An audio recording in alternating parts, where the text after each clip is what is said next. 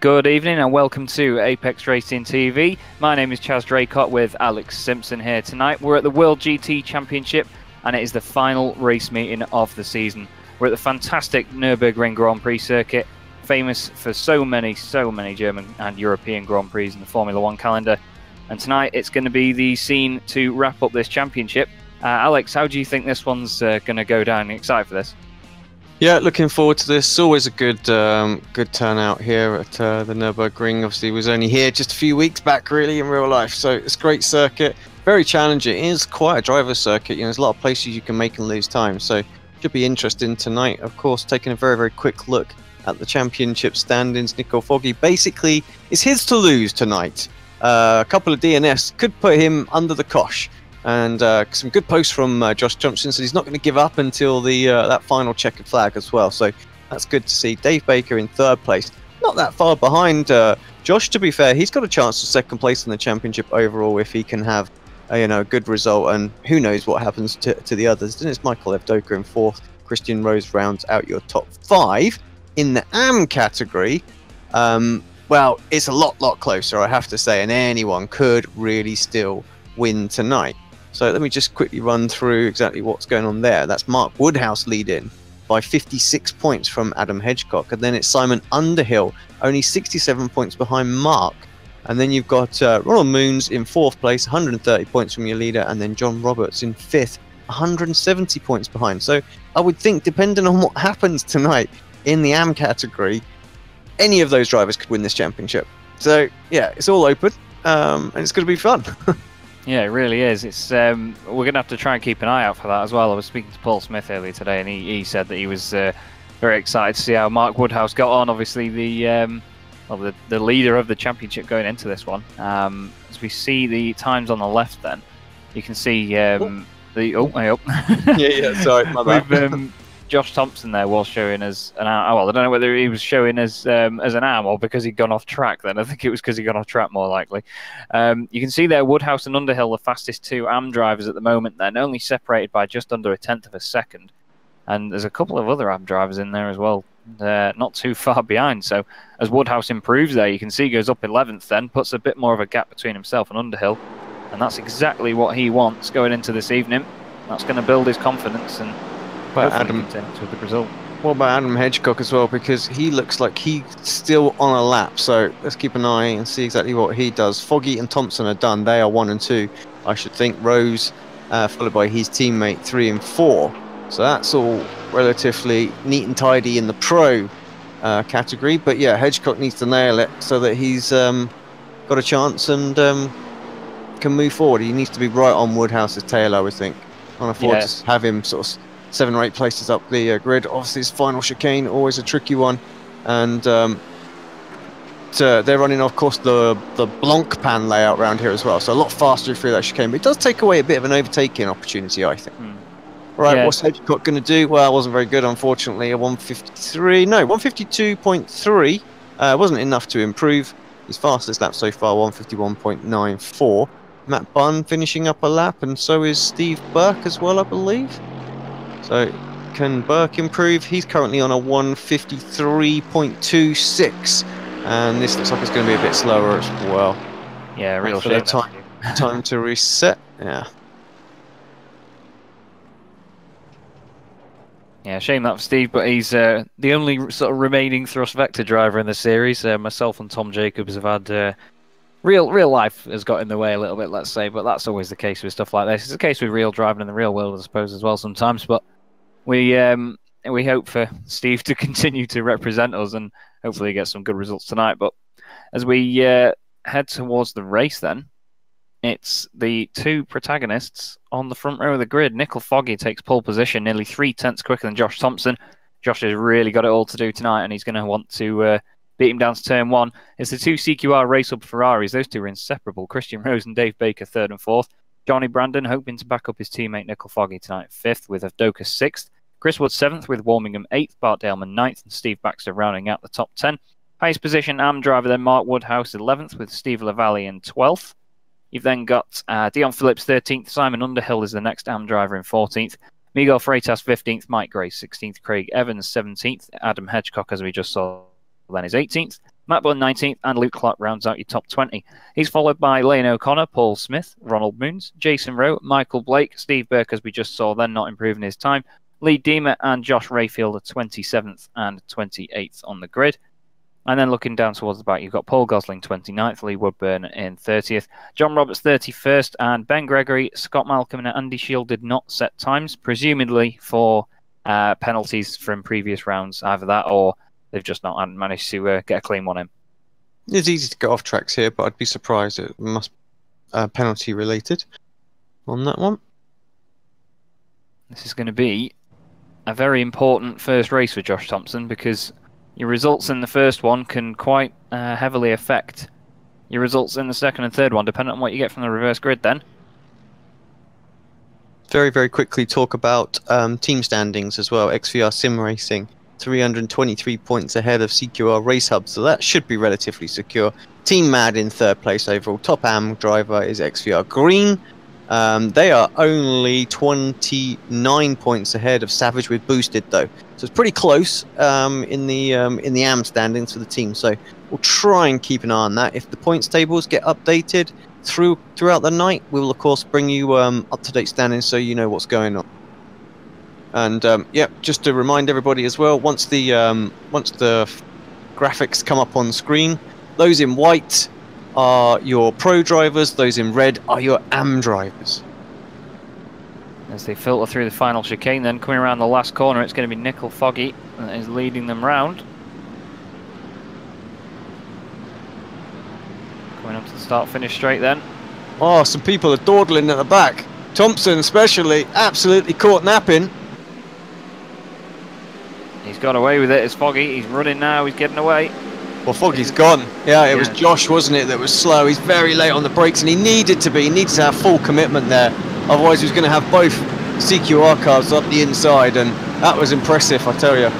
Yeah, it certainly was. Oh, was around. That's Avdoka taking a spin towards the inside. Seems to have not collected anybody side by side there. We're looking at Bart Daleman and Richard Warmingham side by side around the second section. This part is so twisty, and it's so easy to just get a bit too much of an overlap on people. We've got a car running wide there, a bit of damage to one of the XVR cars. Further back through the pack, though, look at this, they're all filtering their way through as we look at Michael Blake there in the number 18 Mercedes. Bright yellow wheels on that thing in the Simmortal car. Seeming to stay out of trouble at the moment. He got in quite a lot of trouble at Imola a few rounds ago and really got smacked into, well, he smacked into someone actually who came back on as Josh Thompson then. This is the guy that's got it all to do, chasing down Nickel Foggy, then out of the hairpin.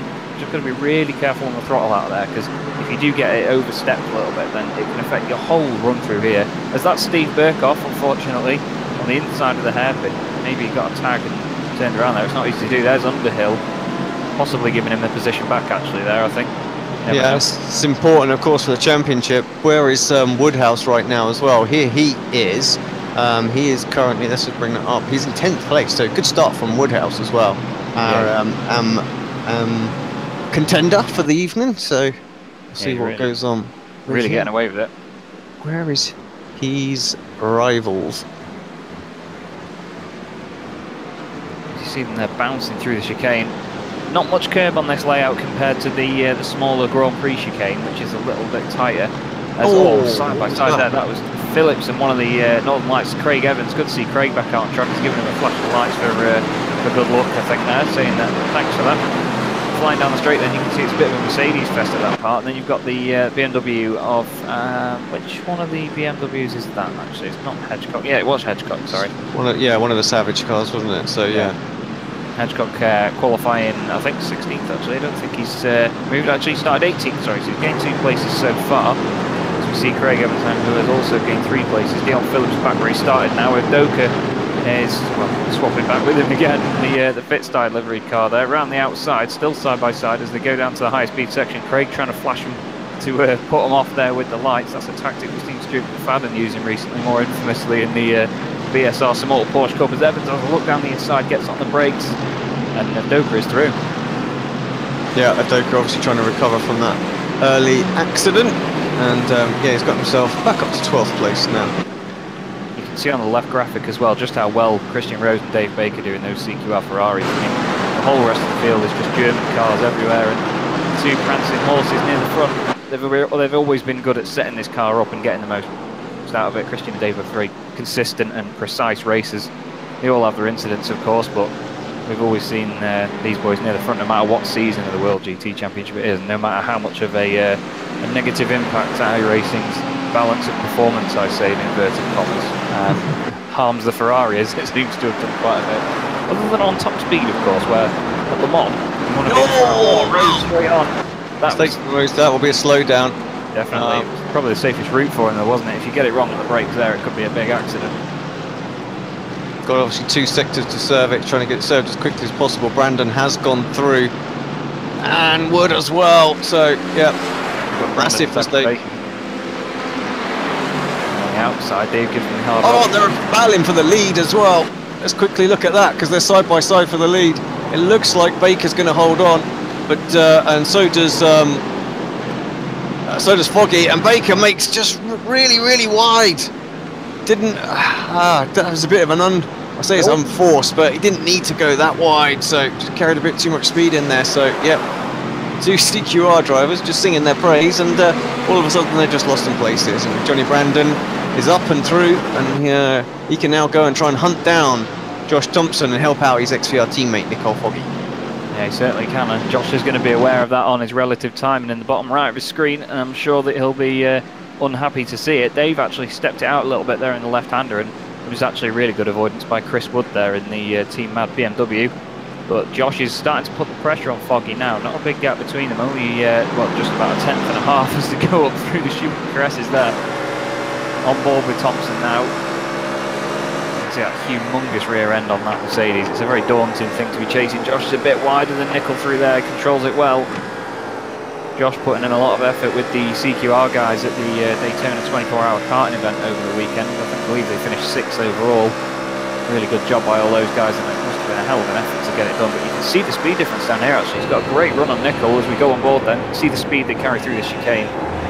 Very precise bit of track, great stuff to see them flying through there. Mounts the curb on the left, onto the brakes then. You've got to think that coming back off the curb while you're on the brakes might have unsettled it a bit much.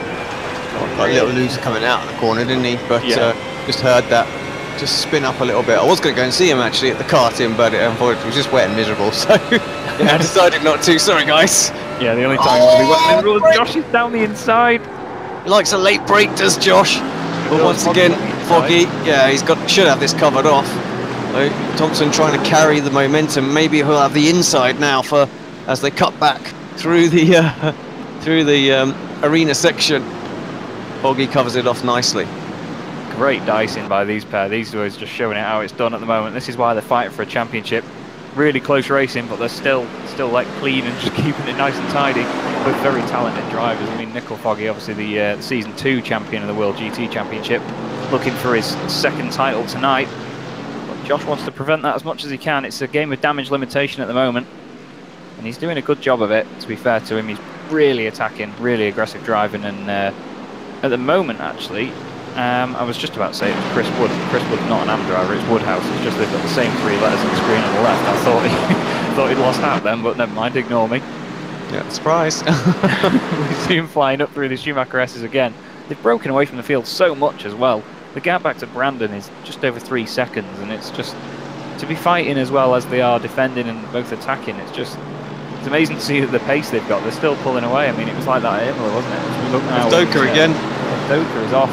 The wing of the rear left has got damaged, so he must have put it in the wall. As Ben Gregory there coming down the inside. That's a BMW from the same stable. Is he just going to hit the curb and lose it? He's not close enough to make contact. He's just going to, he just catches it, gets a wobble and nearly saves it. And it's just going to, it's actually quite a bigger hit than it seemed from the damage he had. It all started really with the hit and, taking an awful lot of the first curve going in. Car just seemed unsettled. Once again, Thompson having a look. He's going to have to go around the outside. Oh, no, thinks I could cut back. Cheeky. Nice as well. I think he's got it done this time as well. Foggy will get the run, but he'll be on the outside. Yeah, nice little dummy. Just sort of wanted Nicole just to open the corner up ever so slightly, and he did exactly that. So, fantastic move. That was from Thompson. That is that's what we want to see. That is racing. That was an absolutely beautiful manoeuvre by Thompson there. We saw him pull off some belters at Imola, but that's just trumped everything I've seen so far in what I've been commentating on. Unbelievable commitment to get it down the inside, and great respect for Foggy as well. You've got to hand it to him to let him have the space, really. I mean, I know that he probably didn't even realise he was letting him have it, but Josh took what he could, and they kept it nice and close. But now it's the Mercedes looking at the back of the BMW, and I'm sure Josh is hoping he'll get away. He seems to have quite good straight line speed at the moment, but this Merc has always had really good torque out the corners, and well, Josh is going to extend this championship fight until the next round, I believe, with this one. Yeah, will he? I'm not sure. I'm not sure. If it's 1 and 2, I'm not 100% sure. Maybe the guys on the chat can let us know. I know, Matt, you're there. What would, if this is how it finishes, what will the point situation be? Is this going to be enough for Foggy, or are we going to go to the next race tonight?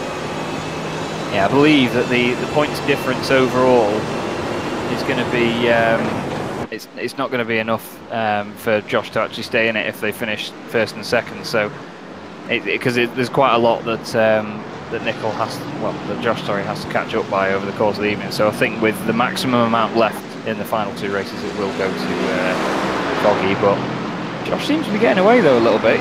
Nickel's nowhere near him on the straight. Dave Baker does his personal best of the race, 1:51.3 in 4th position. And his teammate Rose is still down in 8th place. But Woodhouse still in the top 10 then. He's got a couple of places on the next AM driver in class. He's just doing a really, really sound job of it so far as Mark Woodhouse. Just controlled drive. He's in the pack and he's between pro drivers. He's driving like a pro driver himself, so fair play. I'll get the right camera eventually. There we go. That's the one we were after. Let's relabel these, I think. This needs to be rear spoiler camera. Come on. Not left rear suspension. I get the idea. Okay, it's just above the left rear suspension. But, yeah. Yeah, we'll get them updated one day. There's a lot to do.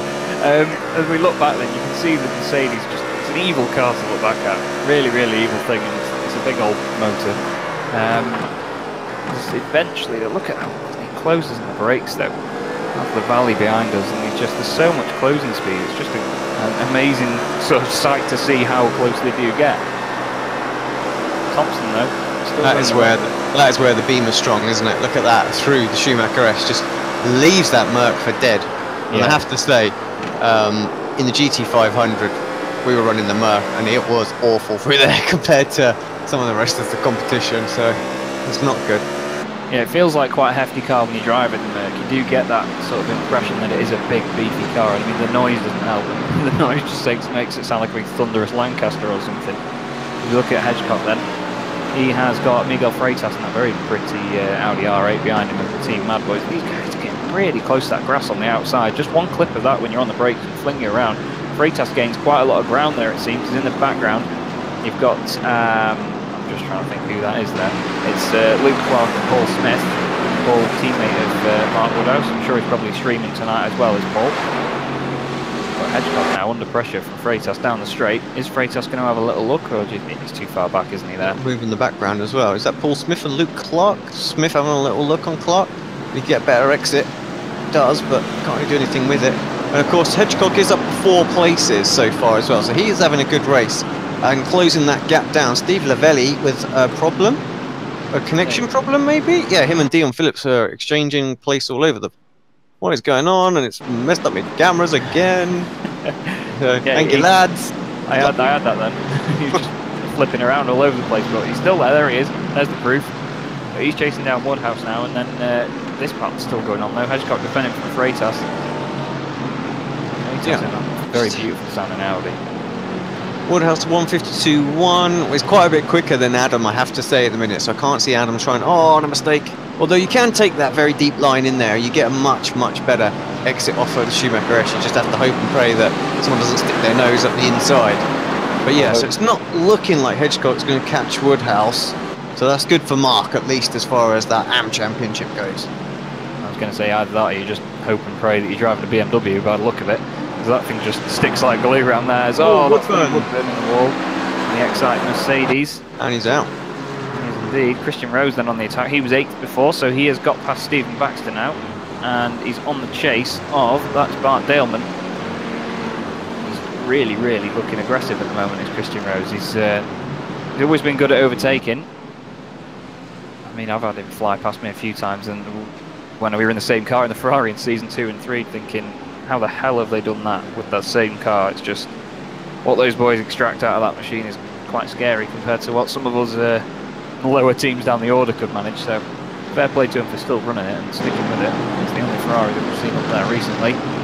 Daleman is going to be worried about it. So thanks very much to the boys on the chat as well. So confirmation, if it stays as it is, be 166 points difference between them going into the final 2 races with only 130 to go. So really, Foggy is doing all he needs to do. He doesn't need to win this at all. He just needs to make sure he doesn't get taken out. So, yeah. Josh, you should have boshed him. That's what you should have done, mate. That's the only way. Bosch Thompson. Should have gone in there full steam. Have it. But as it was, yeah, weren't to be. Well, I don't know if we're going to weigh up entertainment versus a clean fight. Let's see. Dave Baker then. And it kept it going until the admins got involved in it anyway. Certainly would have done. Certainly would have done. But yeah, Dave now looking racy, chasing Johnny Brandon. He's not letting him get away since the move happened, as we see now. That was actually Luke Clark just went past Miguel Freitas. Let's get a little a look at what happened there, because Miguel really was attacking Hedgecote, wasn't he, just a moment ago? So bit of a poor exit. What's happened? Does he make a mistake? Oh yeah, he does under braking. Gets it all kind of crossed up, and yeah, has to get out of it. Fair play for controlling it, though. It is easy to lose the back end of the Audi. I know from driving it, it's not the most stable of beasts. It's very oversteery on the brakes a lot of the time now. But as we see, Brandon then still in 3rd place. Obviously, 2 XBR cars on the podium so far, which is great for them. And the Ferrari of Dave Baker chasing him down. Yeah, he got it right first time. There we go. Great view back of that Ferrari. You can see it's such a beautiful car, that Ferrari. We did miss it in thrust vector when we changed to the Audi, and I think that was one regret that we did have, to be honest. But Baker really is starting to close now. You can visually see the gap coming down, and you can see it on the bottom right of your screen as well. Chasing him, he's having a look. He's just sort of proving to Brandon. He's saying, look, I'm still here, mate. I'm coming for you. I'm going to try and have you. As there's a bit of a change a little bit further back there. I believe that was Christian Rose and Steve Baxter. Oh, this is a heck of a battle. We need to have a quick look at that and see exactly how that pans out. Around the outside of Daleman very aggressively filtering in there. Steve Baxter's going to be looking down the inside now and seeing what he can do. Daleman comes over a little bit. Oh, really close to an overlap there. But Rose has got it done, and he's back up to 6th place. And by looking at it there, he's running away with it. Baxter a little bit out of shape on the exit. But that'll be BMW, I'm sure. We're going to see it close right up now through the Schumacher S's. Doesn't seem to, actually, to be fair though. Daleman holds his ground, and it's actually quite an evenly spaced gap between the 3 of them now. Good little battle here as well. Good little 3-car battle. This between Burke, Rayfield and Ema. They were a lot closer just a second ago, and then as you click them and they disappear away. But yeah, that was close. And then there's this one as well, Michael Evdoka, having more fun out there right now. So, and he has got, going around the outside of him, that is Michael Blake. So a bit of an eventful one is Evdoka. Blake is going to stick it around the outside, then he's going to stay there. There's going to be quite an overlap coming into the chicane though, so this could be interesting to see how this pans out. Is Evdoka going to let him go? You'd think that he wouldn't want to try and brake too hard because you've got O'Connor behind them as well. Oh yeah, and he got the line all wrong and had to go super defensive as well. If O'Connor uses his head here, he'll get a much better run. But he's still a bit tight going in, wasn't he? Going to get a better run, but I don't think it's going to be as good as he wanted. Let's go on board, see what he does. If Doka feels the need to go defensive. Yeah, just a bit blasé about it, wasn't he? Yeah. Not subtle at all. Yeah, to the right. You could literally hear the force feedback from here. He flung it to the right there. I bet if there was anyone on the pit wall watching, you would have absolutely jumped out of the way quicker than you could have thought about it. But Lane O'Connor then chasing him down, but seems quite evenly spaced at the moment. You can just see up the road there. It's Paul Smith in the Smile Time Racing BMW. And he's actually dropping back a little bit here, is Lane O'Connor. So if Doka we have seen all season is really quick. He's just had those sort of unfortunate incidents and mistakes as Baker's still on the back of Johnny Brandon, and he's absolutely shadowing him at the moment. See what they can do through the Schumacher S's.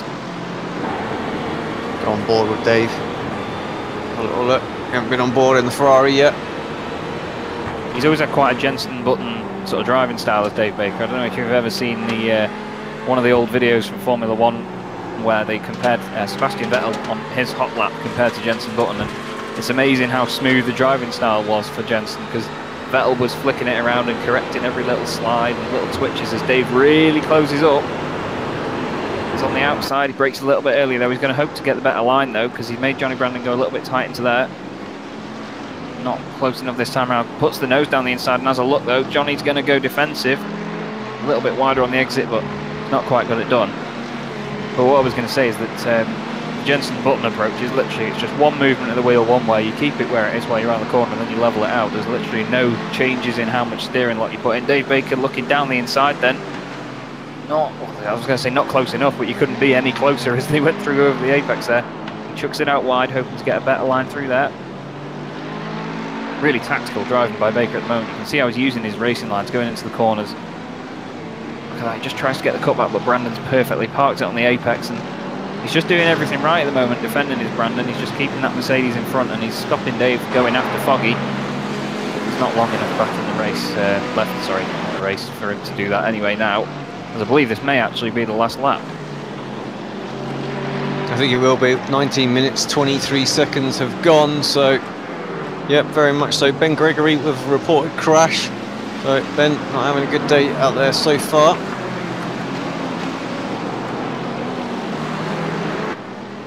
But it's going to be just one more lap, well, half a lap then. Nickel Foggy in the XVR Sim Racing Mercedes. Josh has done everything he could do. I mean, look at the gap he's pulled out. He's flown away. The gap at the moment is, I believe, well, just under 2 3/4 seconds actually. But Foggy then puts his foot down. He's going to enjoy these last few corners. I mean, he's got 2 races left to do tonight, so he can't give it away. But Josh has just done everything right this race. We saw an absolutely beautiful manoeuvre to take the lead. He's chased Nickel down all season. So out of the final corner then, Josh Thompson plants his foot down, comes across the line to take the race win. But behind him in the background then is your Season 4 World GT champion Nickel Foggy. 2-time champion now, takes his 2nd title, he crosses the line. I'm sure he'll be absolutely overjoyed with that. XVR Sim Racing teammate Johnny Brandon finishes 3rd. Dave Baker comes home 4th. Chris Wood there, we see him 5th in the BMWs. Oh, Daleman just beats warming back to the line. That's Dion Phillips and Steve Lameli. A lot more of them. There's a great battle between Avdoka and is that Paul Smith losing a place in the background? Oh, yeah, it was, yeah, on the line. Oh. Real shame for Paul there. I'm sure he won't be happy with that. Oh. Steve Burke there just ahead of Lee Dean. Oh, that's close. That's Evans and John Roberts. Craig's really got the run actually here. I was about to say that could be to the line. Is he going to get him? Is he going to get it? Not quite, no. Craig's a bit of a battered car though. Not sure what's happened to him in that one. But there's your champion then. Nickel Foggy for the 2nd time in the number 66 Mercedes. Different livery to when he did it last time, but no less of a fantastic performance all season. He's just flawless all the time, isn't he, Alex? Yeah, absolutely has been. So phenomenal. Yeah, deserved that as well. So. Interesting to note as well that Nickel actually came from the world of Forza straight to iRacing, and apparently wasn't even on the service that long before he won the World GT Championship the first time round.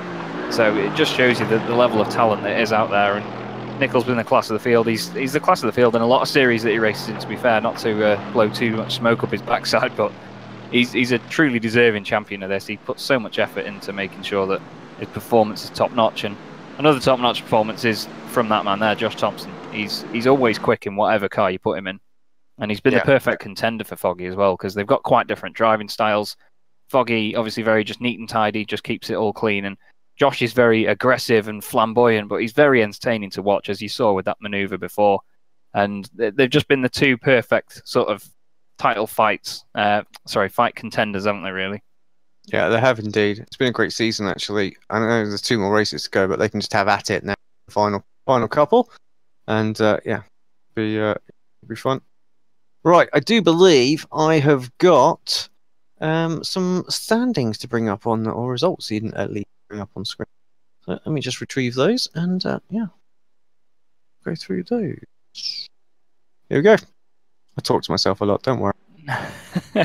We all do it at some point then. So there's your race 1 winner then, Josh Thompson, and your new champion, Nickel Foggy, finishing in 2nd place with his teammate, Johnny Brandon, in 3rd. Dave Baker finishes 4th with Chris Wood, a great 5th place for Chris there in the Team Mad BMW. Christian Rose finishes 6th, recovering from his little off earlier on in the race. Bart Daleman is 7th with Stephen Baxter 8th and Richard Warmingham in 9th place. Mark Woodhouse then, the AM driver and AM winner in that race, rounding out the top 10. I'm sure he'll be happy with that going into the last 2 races.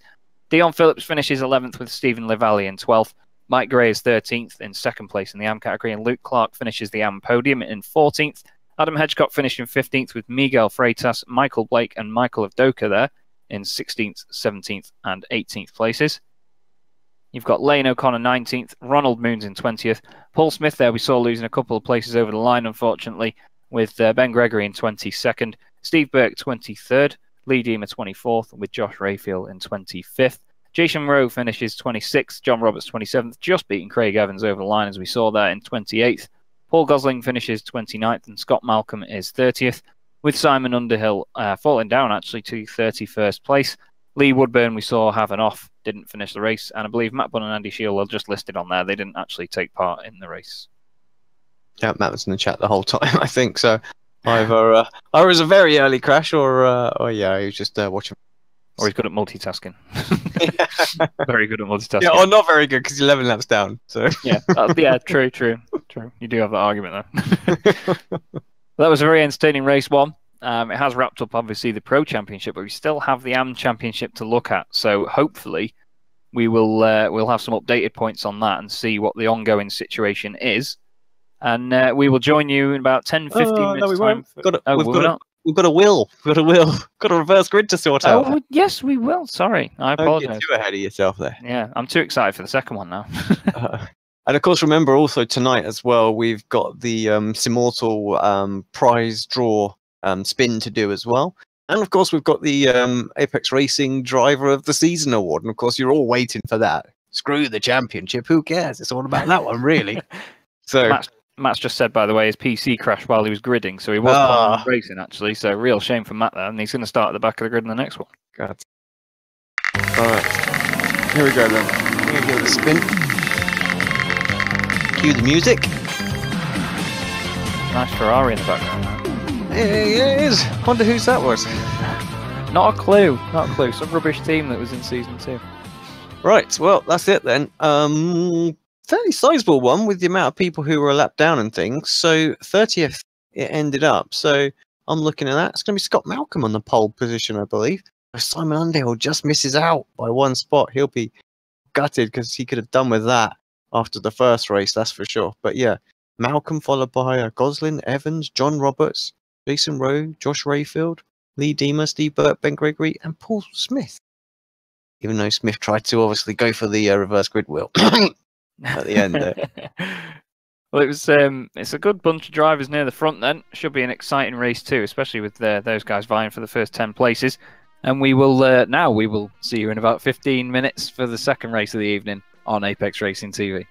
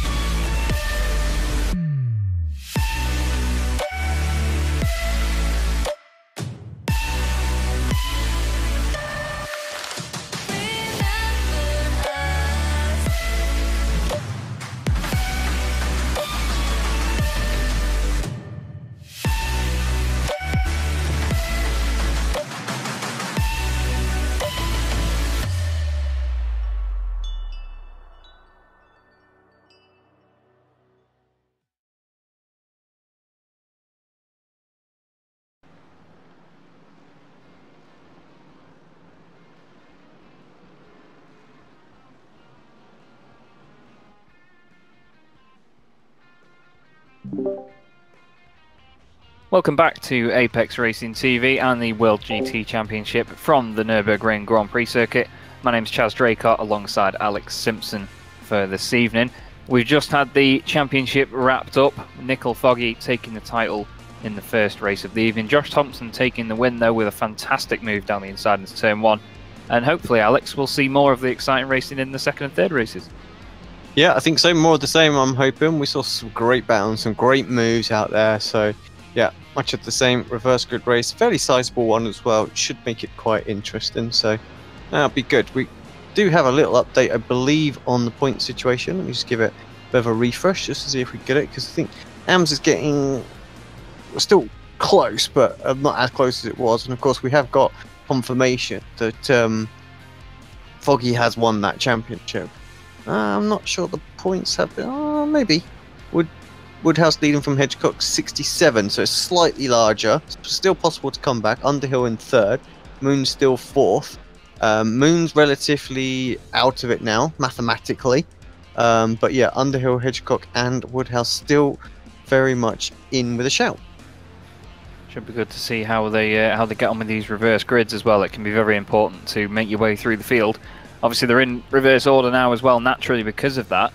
So you'll have Woodhouse behind Hedgecock, and Underhill was actually really low down, to be fair. So he's actually, he just missed out on the reverse grid, actually, didn't he? He did, yeah. So he's right at the back. Yeah, he's down in, well, it will be 31st, I believe, if it's the right way around anyway, or if my maths is any good. We're looking at the... Oh, sorry, wrong thing. I was going to say. That's not right. I was like, we're looking at the grid? Yeah, that's not right. So, that's what we meant. Conditions quite similar to the first race. It's not actually too hot out there, 18 degrees Cold, Celsius. Yeah, that's going to be good for the tyres. They're going to see people pushing for longer in the race.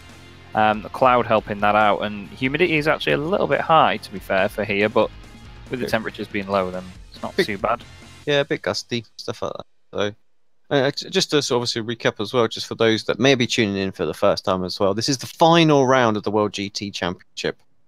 So, of course, they've been racing for 12 meetings so far, and we have 3 races over the course of the night. They do a race, we spin a wheel, which you'd have seen if you were in here just a moment ago, and we'll do it again at the end of this race to work out who's going to be on the reverse grid. And this is where we've got some of the AM drivers who are in red that will be towards the front of the pack this time.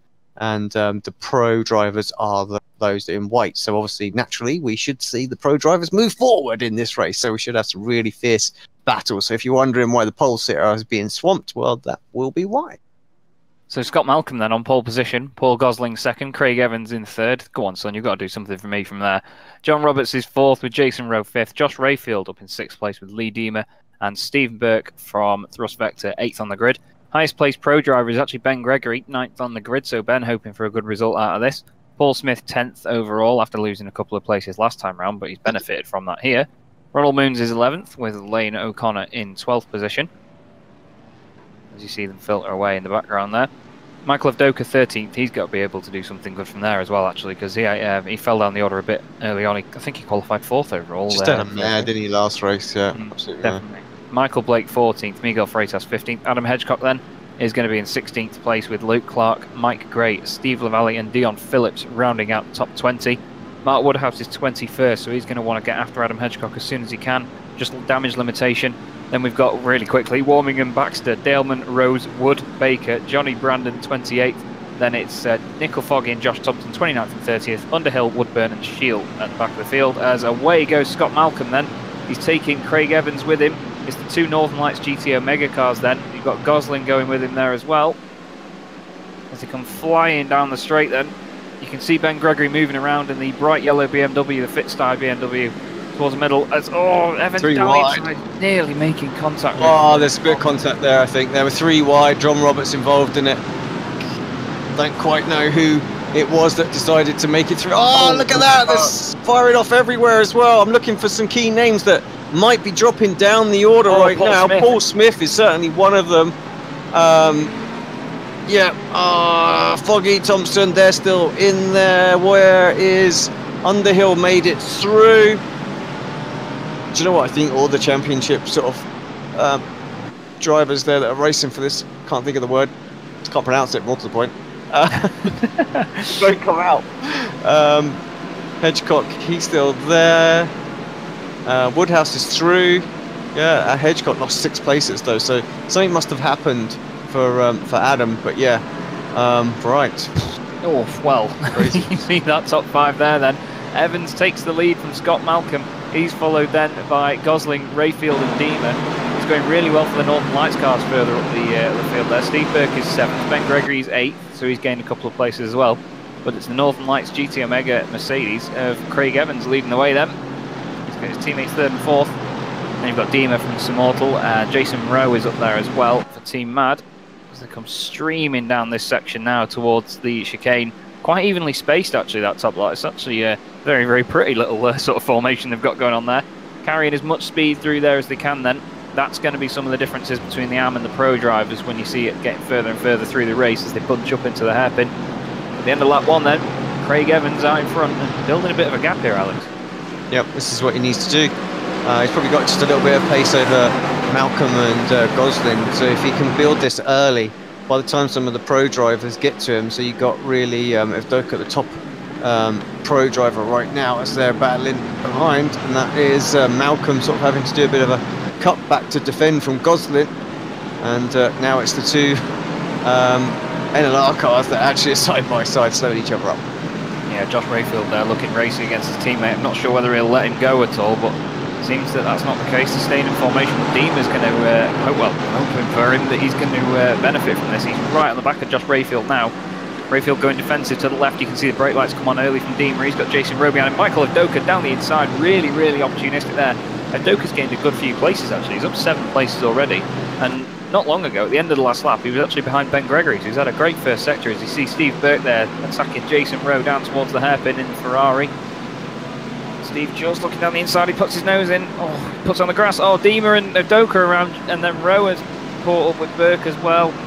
I think Steve sort of was down the inside anyway, and Jason went to slow down to avoid the incident in front of him, and unfortunately got caught up in it. Bit of a chain reaction there at the hairpin. Yeah, it was. Yeah, totally. And this is Michael Blake, and then just behind them you've got Clark and Deemer exchanging positions, so it's all going on out there right now. Bosh! Deemer just ran wide there, hip and shoulder. Are there any questions? Seeing a bit.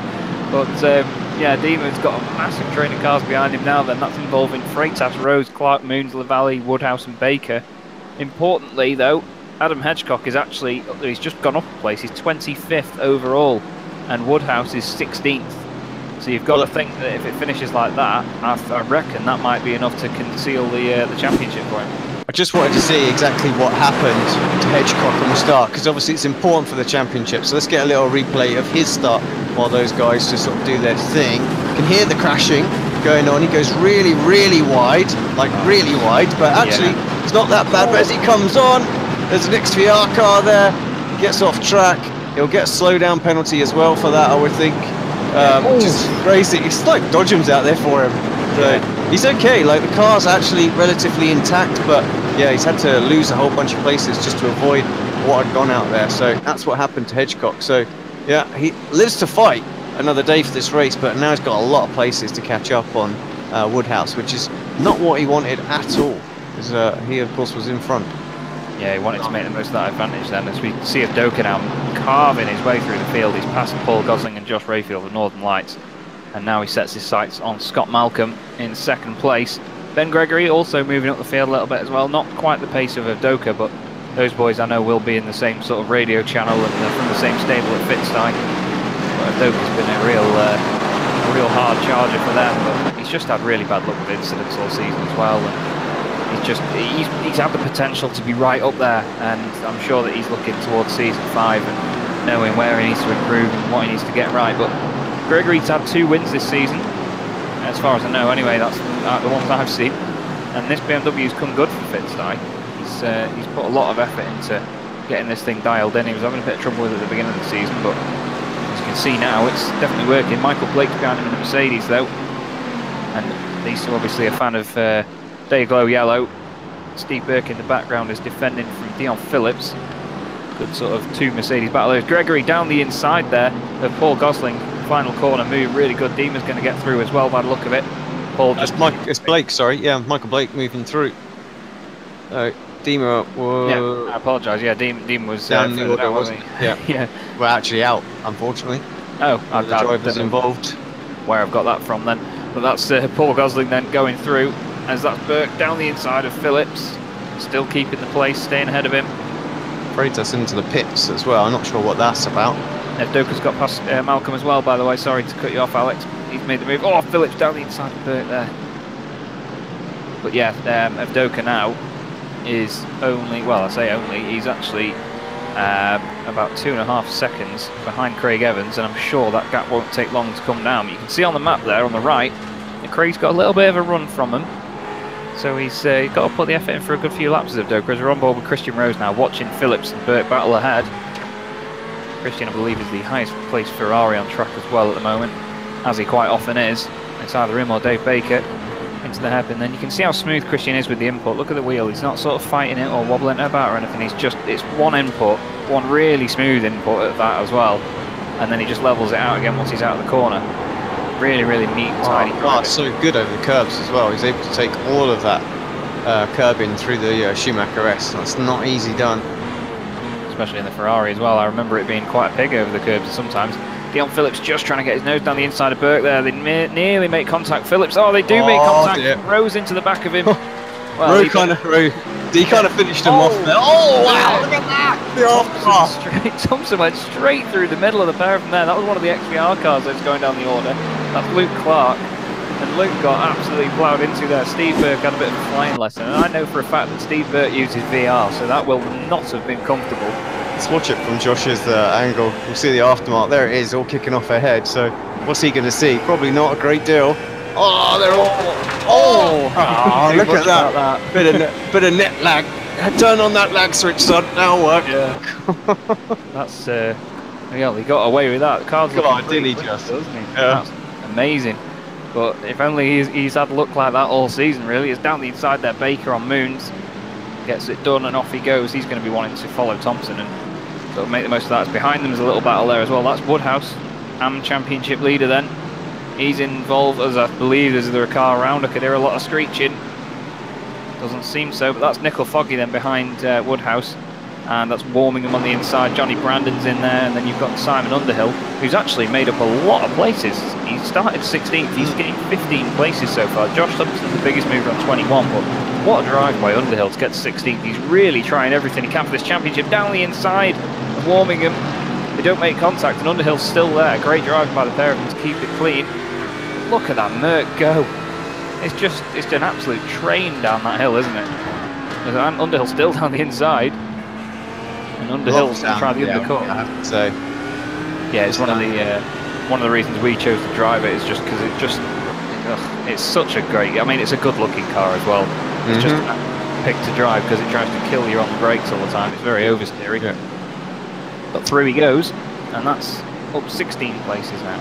It's not so much on the brakes, is it? It's as you start to come off the brakes, that's where it kills you. You know, on the brakes, it kind of, it just kind of wants to plow on a little bit. But then as you come off and it starts to turn in, it's like, want a bit of turning? Okay, have it all. Oof. Yeah, either you get a lot of understeer or a massive amount of oversteer, and it feels great at first. It lures you into a false sense of security that it's going to handle well and you're going to get the turn in that you want. But it just goes down. You know what? I was only joking, and it just spins you around. Woodhouse has got quite a bit of damage to the back of the car. Doka just went a second and a bit faster than Craig Evans on that lap, to be fair. Last time round it was actually 1.2 seconds quicker. So he's closing the gap gradually. He's actually got a clean car this race as Doka, unfortunately. Oh, well, he's closing it even quicker now, I'm sure, because I felt... Oh, no, do you know what? I didn't see it, but I heard a car sliding around, and I think Evans was dancing that Mercedes through the final part of the arena section. So he's got away with it, but well, yeah, it would have cost him time. I definitely heard the slide in, that's for sure. 1.6 seconds, you can see the gap on the left of your screen right now. Gradually coming down as well, by the 1,000th as they go down the hill. Obviously not much to be gained there. As they come through the hairpin, then you see it go. Look at that, 2/10 gain just on the brakes. It does obviously even out a bit as they accelerate away, but still it flies down. And Doka doing a great job then. Corner by corner, just chipping away at it. As we see Smith and Baker there in the battle between 13th and 18th for some reason, but... yeah, that's right. No, it's all good. Bail on the graphics front there. And Doka taking a lot of curb as well. Craig very flamboyant through there, seemed a bit wide, but the gap now under 1.2 seconds. And it's going to be, we're over halfway though. So Doka is just chipping away, but I'm going to bring out the very famous Murray Walker phrase that catching is one thing, but getting past is quite another. And I'm sure that if Doka's going to give it everything to try and get the race win. Ben Gregory's up to 3rd place in the background, ahead of Scott Malcolm, who's still 4th. Doing a fine job, started on pole. There is a bit of sliding from that Mercedes actually. It is Craig that's, he's lost 7/10 in that last sector now. So if Doka really is not chipping away at this much, he's just munching away at that gap now. He's hauling back up to him, and he's going to get slipstream obviously down the straights now. He's close enough to the back of him to do that. Hopefully we'll see a move as good as Josh Thompson's in the first race. I doubt it, because it's going to take some doing, isn't it?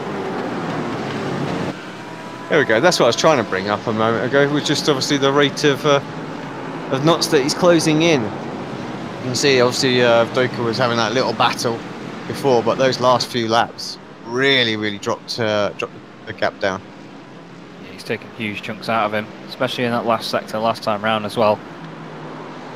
But they're both in the Mercedes though, so this is a real sort of comparison as to setups and how drivers handle the car. I mean, it can make such a difference from one driver to the next.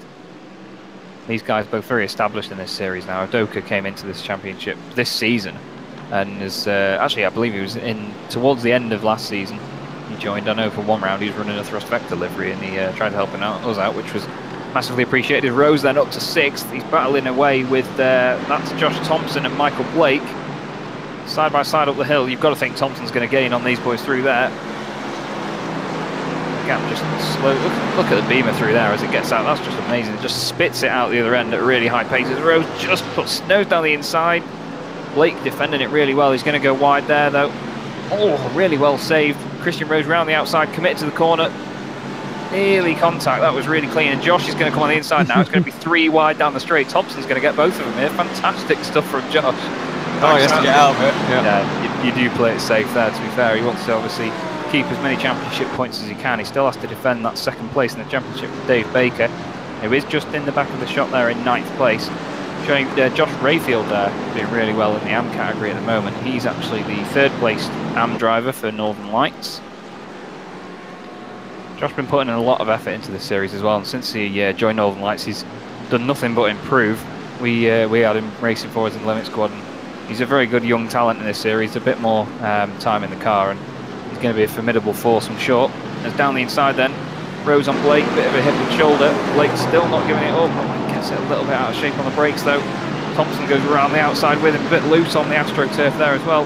Blake down the inside of Rose's contact, spins him around. Thompson just misses it. I think he just clipped him actually, but that was a real shame. Not good from Michael. He was defending hard, but the driver's on the outside. You've got to make sure that you keep it pinned on the apex there, and he was never going to do that, unfortunately. Way too much speed. So, yep, ran out of talent, I'm afraid, Michael. Sorry, need to say it as it is.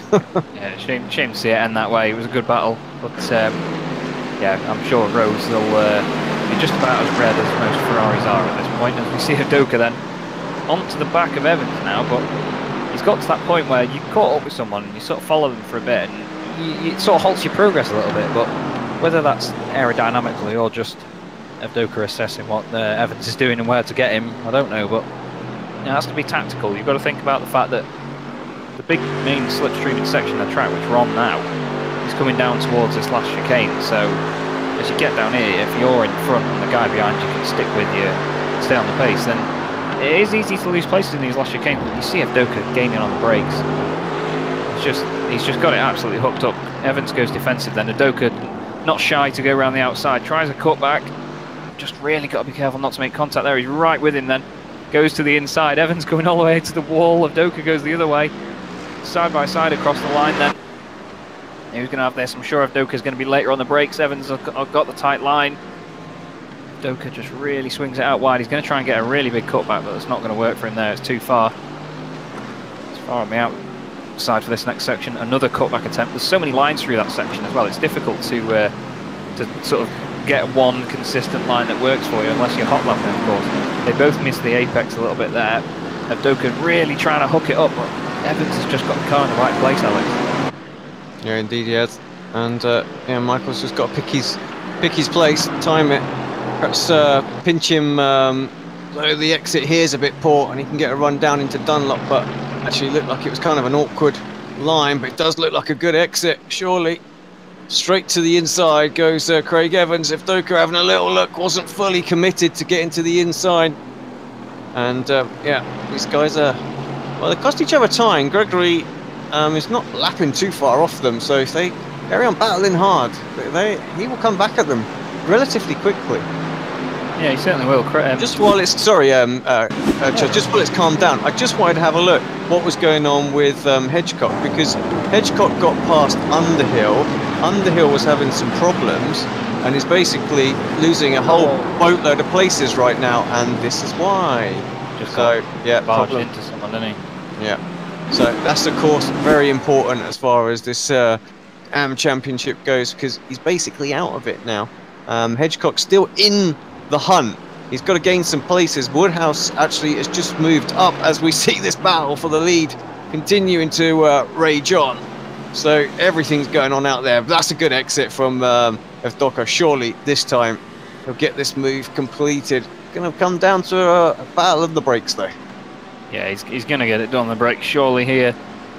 Craig is obviously, well, he knows that they've got a lot of time on Gregory behind them though. There's not long left in the race now, so Craig could give it everything to defend this, but Udoka, well, he's got it done there, hasn't he? Surely, yeah, too good there.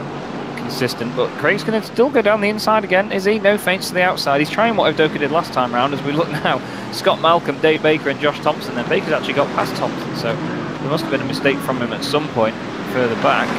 Malcolm doing a really good job of defending this. He's down the inside. Baker, he gets a little bit sideways onto the brakes. Still there though. He's really learnt the art of defending well as Scott Malcolm. As Thompson then takes the opportunity. Look at that out of there. Fantastic stuff down the straight. Still side by side though. He's not got it completely done, but I'm sure he'll be happy to flick it around the outside. Yeah, great commitment there from Thompson. Showed up nicely there, didn't he? Yeah, he just showed him how it's done. Got it in front, said thank you very much, I'll have that, and off he goes. Nickel Foggy behind them there as well, behind Scott Malcolm. He's also flown up the order so far. He's actually gained 22 places. Thompson the biggest mover on 25, so the absolute class of the field in race 2 and race 1, these guys, and I'm sure they'll do it again with having another reverse grid.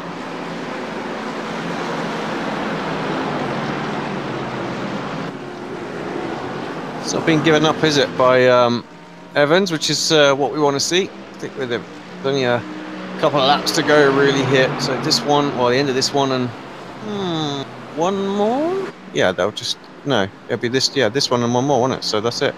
Penultimate lap we are on. Not going to get through before the clock counter expires. And once again, Thompson, having some connection issues, but getting close to Baker. He wants to get by. Yeah, he had a bit of a flicker there. I was going to say he might have been disqualified, but they don't have disqualifications in this series. They don't tend to do that. As Baker then keeping it ahead of him for now. He's done a great job so far as Dave Baker. He's also gained a lot of places. He's gained 23. Been a really, really controlled drive by him, just getting his way through the pack as he always does. And, I mean, I always say the same thing that he once said to me. He told me that he's a lot better at defending than he is attacking, but this proves differently. But Ben Gregory's just a bit too far on the road now. You've got to think for him to catch up. Oh yeah, almost definitely. Whereas he goes well out of the arena section, there's the gap. So nothing to worry about for this lap for Gregory. A solid podium for him. He had to move himself up 6 spots to get there, so he's done a good job. More issues for Underhill off track, coming back on as well. Nicole Foggy up to P6. Johnny Brandon passed Josh Rayfield this last lap as well for P8. So lots going on out there. We're not able to actually grab live, I'm afraid. Yeah, Underhill having a bit of a nightmare so far. It's a shame to say it because he's been strong all season. I remember when he showed up and one of the hashtags that actually started from it was Underhill for Pro. So yeah, I'm not sure how he didn't get bumped up there. He was a very, very quick driver, but he's another one of them that just seems to always have the bad luck. He just gets caught up in silly little incidents with people, and he's often the innocent party in it as well. As we looked at Woodhouse there, Mike Gray having a quick battle with Gosling, then through the Schumacher S's. Evans trying everything he can, obviously, to put off Udoka. That flash button's going to be getting worn out. It's going to be a great result for Craig, though. Second from third on the grid, but out at the final corner then he had a nightmare race 1, but Michael Udoka takes a really well-deserved win in race 2. Great show by these boys, fantastic defending from Evans all the way through. And Ben Gregory coming across the line in third place in the background, very happy with that for Fittside. Great result. Dave Baker, fantastic 4th. Josh Thompson 5th, Nicole Foggy 6th. Those 3 guys just absolutely blitzed out there. Scott Malcolm will be happy with 7th overall. He started on pole, so didn't drop down the order too much as Hedgecock there is just passing Paul Gosling. He's obviously got involved in that battle. Gosling then losing out to Mike Gray in the end in the XVR car. Gray having a bit of an internet issue there, it seems. But really, really close. I mean, all the way down the field as always. It's just close between everybody. But there's your race 2 winner then, Michael Udoka. Fantastic drive through the field from 13th on the grid as well. And I'm sure he'll be happy with that. And he seemed to keep a clean car. He got 8 incident points in the whole race, but that would surely mean they were just off tracks of running wide. Like you say, it can be quite easy to get them around here. Yeah, it certainly can indeed. As we had a nice little crash on the overlay system just as they come out the final corner. So, yeah, we're good to go. Right, have we got... I've still got a couple of runners out there, I think. Underhill. Yeah, he's struggling. So that's pretty much going to have ended his hopes for this championship anyway. So he was 101 points behind going into it, and this race, well, this was not a good race. So it's really going to come down to Hedgecock and Woodhouse then in the final one. Hedgecock really going to have a great race, and going to need... he's almost going to need Woodhouse to have like a near enough a DNF or right at the back of the pack, I think, to stand any kind of chance in this one. And yeah, as your owner's been saying on the chat as well, maybe instant points and reviews and stuff like that may come into call with that one. Right, I do have race results now, thankfully. All right, just again talk to myself for a little second and bring them up on screen. See a beautiful view of the track there with the very tight and twisty stadium section. As we see then, Michael Udoka, race winner. Brilliant result for him, starting 12 places further back than that. Craig Evans finishing 2nd. Ben Gregory rounding out the podium. I'm sure I'll be happy with that for Fittsty. Dave Baker finishing in 4th place with Josh Thompson 5th. Nicole Foggy in 6th. And Scott Malcolm a great 7th there. 2nd in the AM drivers for that one. Johnny Brandon finishing 8th. Josh Rayfield rounds out the podium in the AM class in 9th place. And Christian Rose rounds out the top 10. Michael Blake then is 11th with Mark Woodhouse, the AM Championship leader then, in 12th place with Chris Wood 13th, Ronald Moons 14th, Richard Warmingham 15th, Mike Gray in 16th, Adam Hedgecock, Woodhouse's nearest rival, is 17th with Paul Gosling in 18th place. You've then got Jason Rowe 19th, Steve Baxter in 20th, John Roberts, Miguel Freitas, Luke Clark 23rd, Paul Smith 24th, Simon Underhill, Andy Shield, Steve Burt 27th, Dion Phillips and Lee Woodburn, Steve Lavalley, Lee Deemer and Bart Daleman. Lane O'Connor ruining the symmetry a little bit there between the AM Pro run down the order. He finishes in 33rd place. Bit of graphical issue there as the overclay crashed on the final lap as they come across the line, so that's why some of the results look a bit quirky with the timings and the gaps and things like that. So yeah, thing to be aware of moving forward. Right, let me get the reverse grid wheel up, and yeah, again for the newcomers, what I'm about to bring up. Yeah, so every race in between that, we take the results, and we bring up basically a wheel of fortune. Cue the the funky music from the TV show that you may remember all those years ago, and we give it a spin, and where that ends up, the driver, if the driver is one lap or less down the lead lap, they will be reversed onto pole position for the final race of the night. Yeah, so no one knows what that's going to be, so no one can drive necessary for the reverse grid wheel, so it's completely random. Apart from obviously when somebody bribes me, lots and lots of iRacing credits or something like that, and then of course I can rig it just as well. Or Watsits. Alex really likes Watsits. I do like Watsits. Yeah, send multi-bag of Watsits. That will do it. We just had an update from your own as well, who's the statistician behind the series. The maximum amount of points you can get in a final race is 74. The difference between Mark Woodhouse and Adam is 74. Oh, so basically, Mark needs to not score any points at all, and Adam needs to practically win the race with a fastest lap and a lead lap. Yeah, bonus, so yeah. No offense to Adam, but it seems a little bit impossible now. But obviously, mathematically, it is still possible. So we have to obviously see what happens, and hopefully we'll have a big reverse grid. Yeah, we can't declare Woodhouse as the champion just yet, but yeah, we do once comes across that finish line. Right, I did spin that while it was all going on, so yeah, sorry, you were talking over the Wheel of Fortune music. You were enough low. I don't know. 24th it turned out as so bit smaller than the last one. I'll tell you what, Simon Underhill is going to be absolutely hating you tonight. Simon Underhill misses out again by one position. Paul Smith though is going to be on pole. He's got it bang on this time. He's nailed it. Luke Clark is second, Miguel Freitas third, John Roberts fourth, Steve Baxter in fifth. That will mean that Adam Hedgecock is 8th on the grid, and that's going to be 13th place for Mark Woodhouse. So those two are going to be the guys we focus on with the team standings to look at. Not the team standings, sorry, the AM standings. In the team standings, it's XVR leading Savage Gaming at the moment as well. That's the AM Teams Championship according to your own. Yeah, very, very close. They're literally 1,949 points against 1,491. So yeah, that's going to come down to the absolute wire in the final one. But I would say now, looking at that, yeah, the top 3 in the pros, that's all wrapped up and done. So that goes to XVR Simmortal, to our Racehub, and Team Mad 1.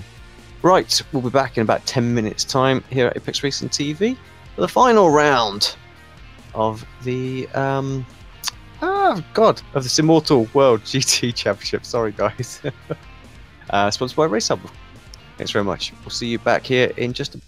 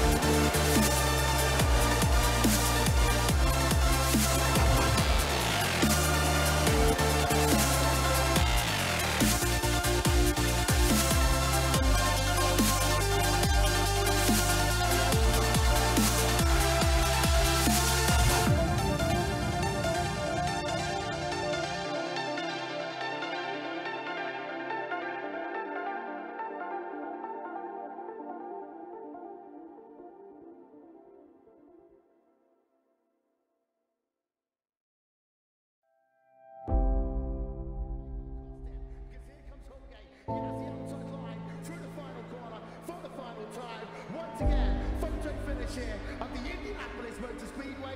Will it be Tim Hogan? It's going to be Christopher DeMary at the line.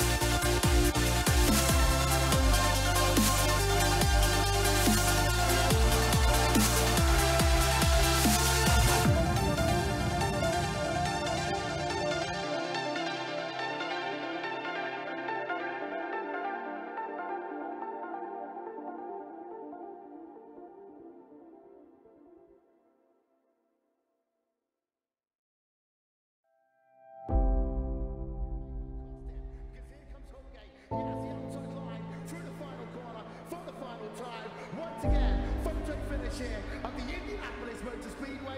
Would it be Tim Hogan? It's going to be Christopher DeMerrick at the line.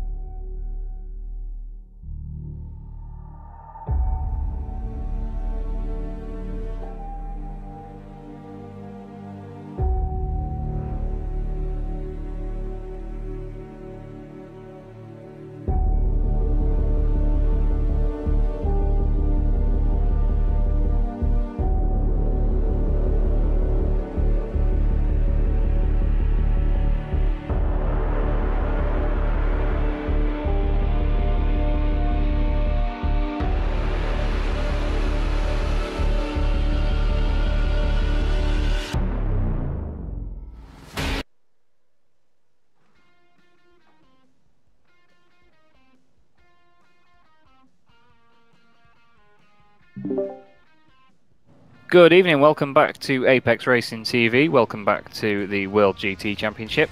We're back at the Nurburgring for the final race of the evening. I'm Charles Draycott alongside Alex Simpson for the final race of the season, and it's been a hell of a season to watch and racing as well. Done a bit of both, to be honest. And the only thing now that needs bringing down to the wire is the AM Drivers Championship and also the AM Teams Championship. The AM Drivers Championship may be a little bit difficult. Adam Hedgecock is 74 points behind Mark Woodhouse, and the maximum points you can get for winning a race and getting the fastest lap is actually 74, so maybe a little bit out of reach. Adam is 8th on the grid, as you can see there. Paul Smith starting from pole, Luke Clark 2nd, Miguel Freitas 3rd, John Roberts 4th, Steve Baxter in 5th, and Jason Rowe is 6th. Paul Gosling is 7th, Adam Hedgecock, as I just said, is 8th, Mike Gray is 9th, Richard Warmingham rounds out the top 10, Brundle Moons is 11th, Chris Wood 12th, Mark Woodhouse 13th. He's probably bound to take the championship. He's just got to keep it clean, and he has to basically just score a single point in this race. Hopefully we won't see him just drop to the back like a stone. Michael Blake 14th, Christian Rose 15th, Josh Rayfield 16th, Johnny Brandon 17th, Scott Malcolm 18th, Nickel Foggy champion is 19th with Josh Thompson in the top 20. Dave Baker 21st, Ben Gregory 22nd, Crady Evans 23rd, Michael Doka race 2 winner 24th, Simon Underhill 25th, he's had no luck this evening, Andy Shield 26th, Steve Burt 27th, Dion Phillips 28th, and at the very back of the field we will find, if I get my timing screen up properly, we've got, Woodburn, Lavallee, Deemer, Daleman and O'Connor, and Paul Smith is off and away with it, running away from Luke Clark, who is battling with Miguel Freitas down the straight. Miguel going down the inside, then defending from Josh Thompson. And through the middle, almost there, is Stephen Baxter. Jason Rowe involved in that as well. There's one of the Northern Lights cars. I can see Michael Blake lit up red a little bit there on my timing screens. They all filter through 4 wide nearly. And it's that Woodhouse on the outside, there it is. Getting shoved out a little bit by Josh Thompson, side by side as they go into the next left-hander. He's really been hung out to dry. He's got cars on the inside of him. He's got to be very careful. Very careful indeed as he goes through the right-hander. He's on the inside.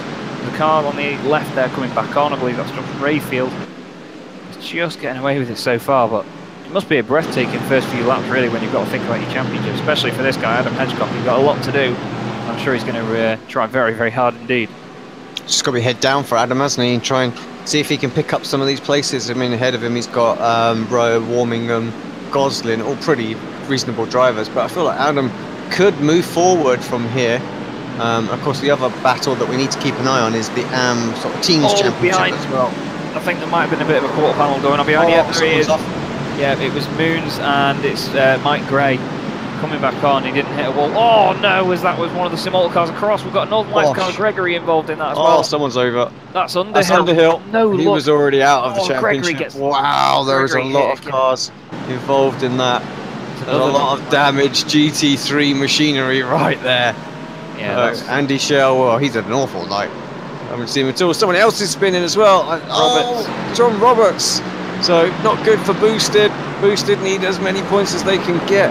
My God, Rowe. This is a separate incident, isn't it? Something else has gone on. Like literally all hell has broken loose on this opening lap, the final race of the season. Yeah, they're going out with a bang, these boys. Definitely making it chaotic. Nothing to race for. Let's have it. Clubs are off, lads. Go out there, make it entertaining and enjoy yourselves out there. That's the main thing. But yeah, that was a very expensive repair bill that was stacked up on that first lap then. Michael Blake then, as you can see, that was when he was just rejoining. But Ben Gregory took 2 massive hits in that accident there. He got clouted out as Michael goes around there. That's yeah, damage from the incident. Look at the state of Ben Gregory's car there. I just want to sort of see how Mark did get through it. Oh, someone's just on the gravel there. I think Roberts is already around there anyway. So what was that caused this second one? Oh, that was already going on, wasn't it? So yeah. The first one, I believe, was Ronald Moons got into Mike Gray going up the hill to the Schumacher S's. And he turned him over to the left, and then when he came on, obviously people were trying to avoid. One of the Simmortal cars went over to the right, got turned by someone into the wall, and then just backed up from there. As we look at Birmingham now 7th, with Gosling ahead of him. Woodhouse, Chris Wood, I believe, is that 5th? Oh no, it's it's Chris Wood, sorry, in the pit review. Nice little train of cars there is in the background. That was the CQR car of Christian Rose. Going past Ronald Moons. Ronald not letting him have it. He's just got the overlap those behind. There's champion Nickel Foggy. You can see the difference in speed through the corner there. Nickel probably had to slam on the brakes not to hit the back of Moons there. They're just able to carry the car so well through the corner of these XVR guys. They're putting a lot of effort in since they've started sim racing. They came onto the scene at the beginning of this season as Foggy pushes Moons wide. Beautiful move around the outside there, and Brandon's going to take advantage as well. Great teamwork by these two. Baker's trying to go through as well there. That was beautifully executed team overtaking there. They were probably communicating throughout the whole thing and helping each other out as we see Thompson going down the inside of Gosling. Thompson already up to 6th place. He's gained 14 places in just 2 laps. And you've got to think that at a pace like that, I mean, with the drivers ahead of him though, he's got the likes of Chris Wood, Miguel Freitas, Luke Clark, Steve Baxter and race leader Paul Smith ahead of him. He might be on for a win, but he'd have to put in a hell of a good effort to get there, I reckon. Yeah, what's the gap to the leader? 6 and a bit seconds. No, not quite that. 4.9 seconds. You're right. Got a chance. Just needs to get the moves done and get them out of the way. But Paul Smith leads it at the moment there. But this is a hell of a train of cars here. Hedgecock in the middle of it though, needs to be careful. This is Gosling holding up Warmingham, Hedgecock, Rose, Foggy, Brandon and Dave Baker as well. Got some really quick guys in this battle. 2x2, that's Foggy down the inside of Hedgecock, nearly makes contact. He won't want to hit him. These two are both been fighting for championships this evening as it's 2x2x2. Warmingham gets ahead of Gosling then. Hedgecock keeps it in front of Foggy, who tries to come back across. He's got Rose behind him and then his teammate and then Baker, but what a move by Foggy. Gets the overlap on Hedgecock, carries the speed, but Hedgecock's got the inside now, so he still defends it. Rose is going to be very, very careful at this point. He's got to worry about Johnny Brandon behind him then. And then he's got Dave Baker, so going to be very close as Brandon run pops that out. Merc got as well. Like you said, you just see the torque there coming into its own. It's the curb though, that's going to hurt him as he goes to the inside. Baker to the outside. Is he going to get that done though? No, not quite. He just slams it on the brakes a little bit harder. It's behind Baker now as well. You've got Ronald Moons in the Simmortal Mercedes, but Luke Clark leading the way in the AMP category at the moment. Third place overall. Stephen Baxter then chasing down fellow BMW driver Paul Smith very close into turn 1. Paul doing a really good job out there at the moment. I'm sure on his live stream he'll have a very strong concentration face on. Of course, it's good for boosted. They've got a couple of drivers up there, so Baxter, Hedge, Cog, and then you've got these two are exchanging positions actually. XVR Green is who we're really looking out for. They've got 2 with Warmingham and Luke Clark as well. So it's pretty close, you know, for this AM team sort of championship. So there's not a lot of points in them. I tell you, that's going to come down to a steward's decision, I reckon. Yeah, it's going to be things like incident points that get taken into consideration in this championship. You do lose, I believe it's 1 point for every 2 incident points you get in a race. So even if you have a relatively clean race and get, say, 8 incident points, just a couple of off tracks here and there, as we saw from Evdoka in race 2, that's 4 championship points gone. They can be all important in this. It's Rose there, we see him getting down the inside of Gosling. Baker's going to be next up to try the move. They're all sort of queuing up behind him, but Gosling just minding his own business, getting on, but the battle for the lead then is just really on now. Paul Smith then, he's got Baxter down the inside, side by side into the right-hander. Baxter seems to have got the overlap. Paul backs out of it a little bit, and that's going to do not everything but help. Nothing but help Luke Clark. I had it right the first time. Clark down the inside then, side by side with Paul. He's going to the chicane. They've got the guys waiting to watch this. Then Miguel Freitas, Chris Wood, Josh Thompson. Paul down the inside, keeps the second place. He's from the same stable as the Mad Boys as well behind him, as Thompson just gets it done on Freitas like in the blink of an eye. He's passed him. Just makes it look effortless. Paul had the high ground there, didn't he? With the on the inside, still having to defend hard from Clark. So good little some interchange going on between Burke and Gray a bit further back, but we'll stay with this one as they're almost 3 wide down into turn 1. Team Mad car there as well.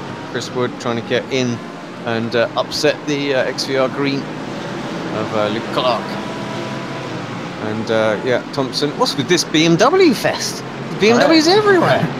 It is. I mean, I remember a few seasons ago, and talking iRacing seasons, it was a car that nobody wanted to drive, and all of a sudden iRacing spread a little magic dust on it, and it's a hell of a machine again. So it's nice to see it back in really good contention, to be fair, because out of all the GT3 cars, I'd probably say it's the prettiest one on the grid. It's got that massive rear wing with an amazing sort of wing support section on it, with a little sub-wing on it, and it's just, I mean, out of all cars to make into a GT3 car, the Z4 seems like quite an unlikely candidate, but it certainly goes well in this series, doesn't it? Indeed it does. Did you see the picture of the new Z4 sort of weird thing that they've got that had like half a windscreen on it and stuff like that yeah, BMW released? That was a bit random, wasn't it? But not sure what they're doing there. Might get a bit cold and a bit wet in the winter. Can't see where the roof goes up, that's for sure. Yeah, that's true. They're probably just trying to copy Lotus a little bit, aren't they, and do like a 111 or whatever it's called. There's Josh Thompson.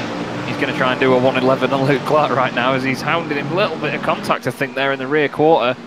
He's just got a tiny overlap, but that BMW seems so quick down the straight, even compared to the Mercedes, which is normally the king straight lines. Look at the difference on the brakes. Look at the speed that Josh carries. That's just remarkable through there.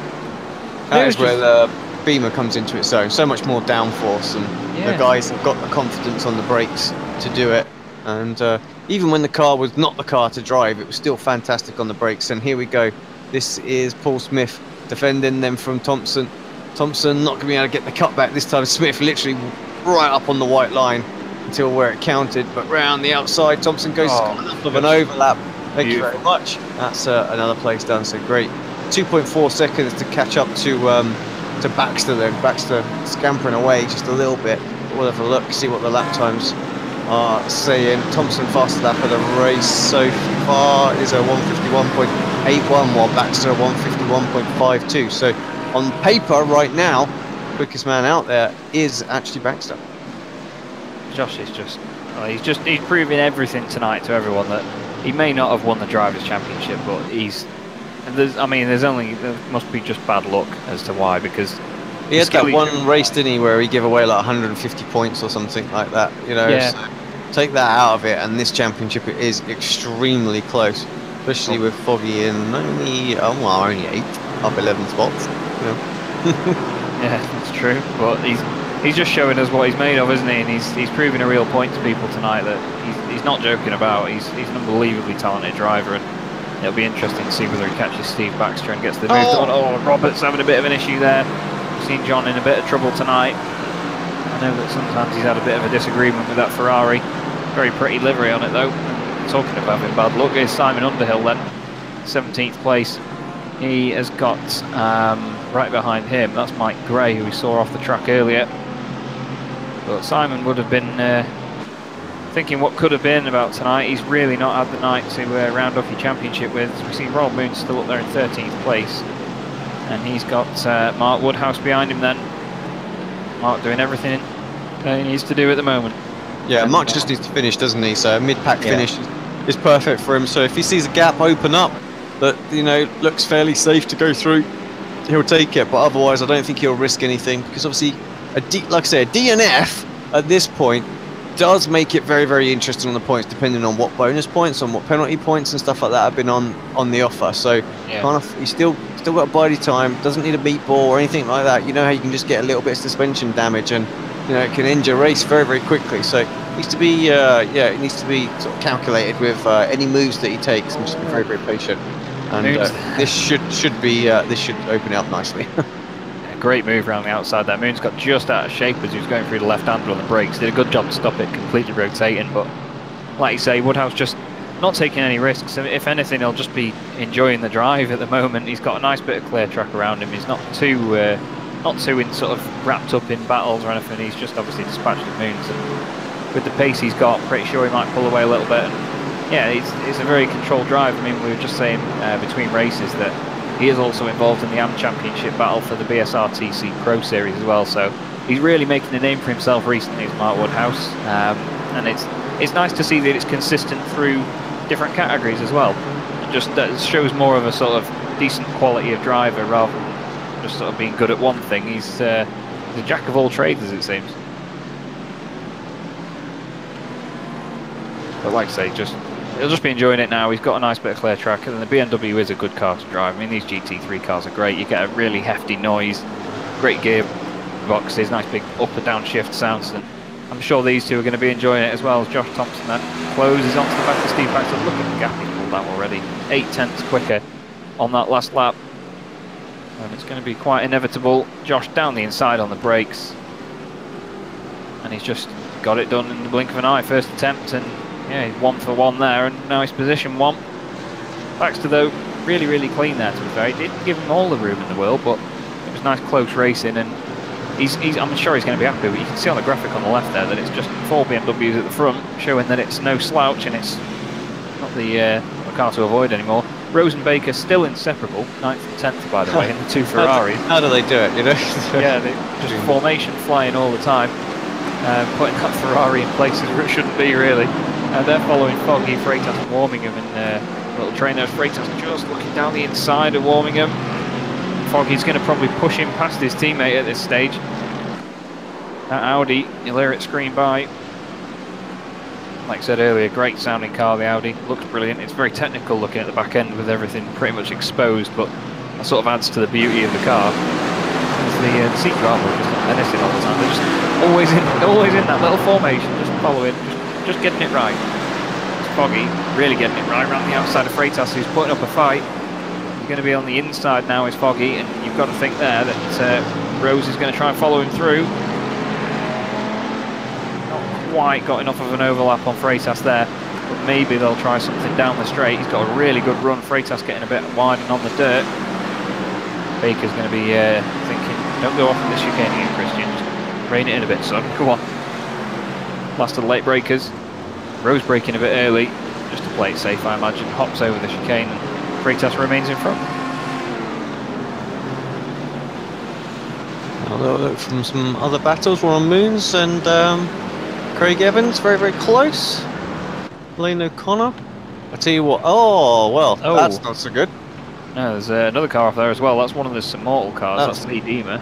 done for. And I tell you, that's not good for XVR Green, of course, because he's not going to make. There's no way that is getting to the end. There's going to be more than two. That's a car that's not scoring points. So we lost a boosted, I believe, so earlier on as well. So that kind of evens it up a little bit now. Interesting.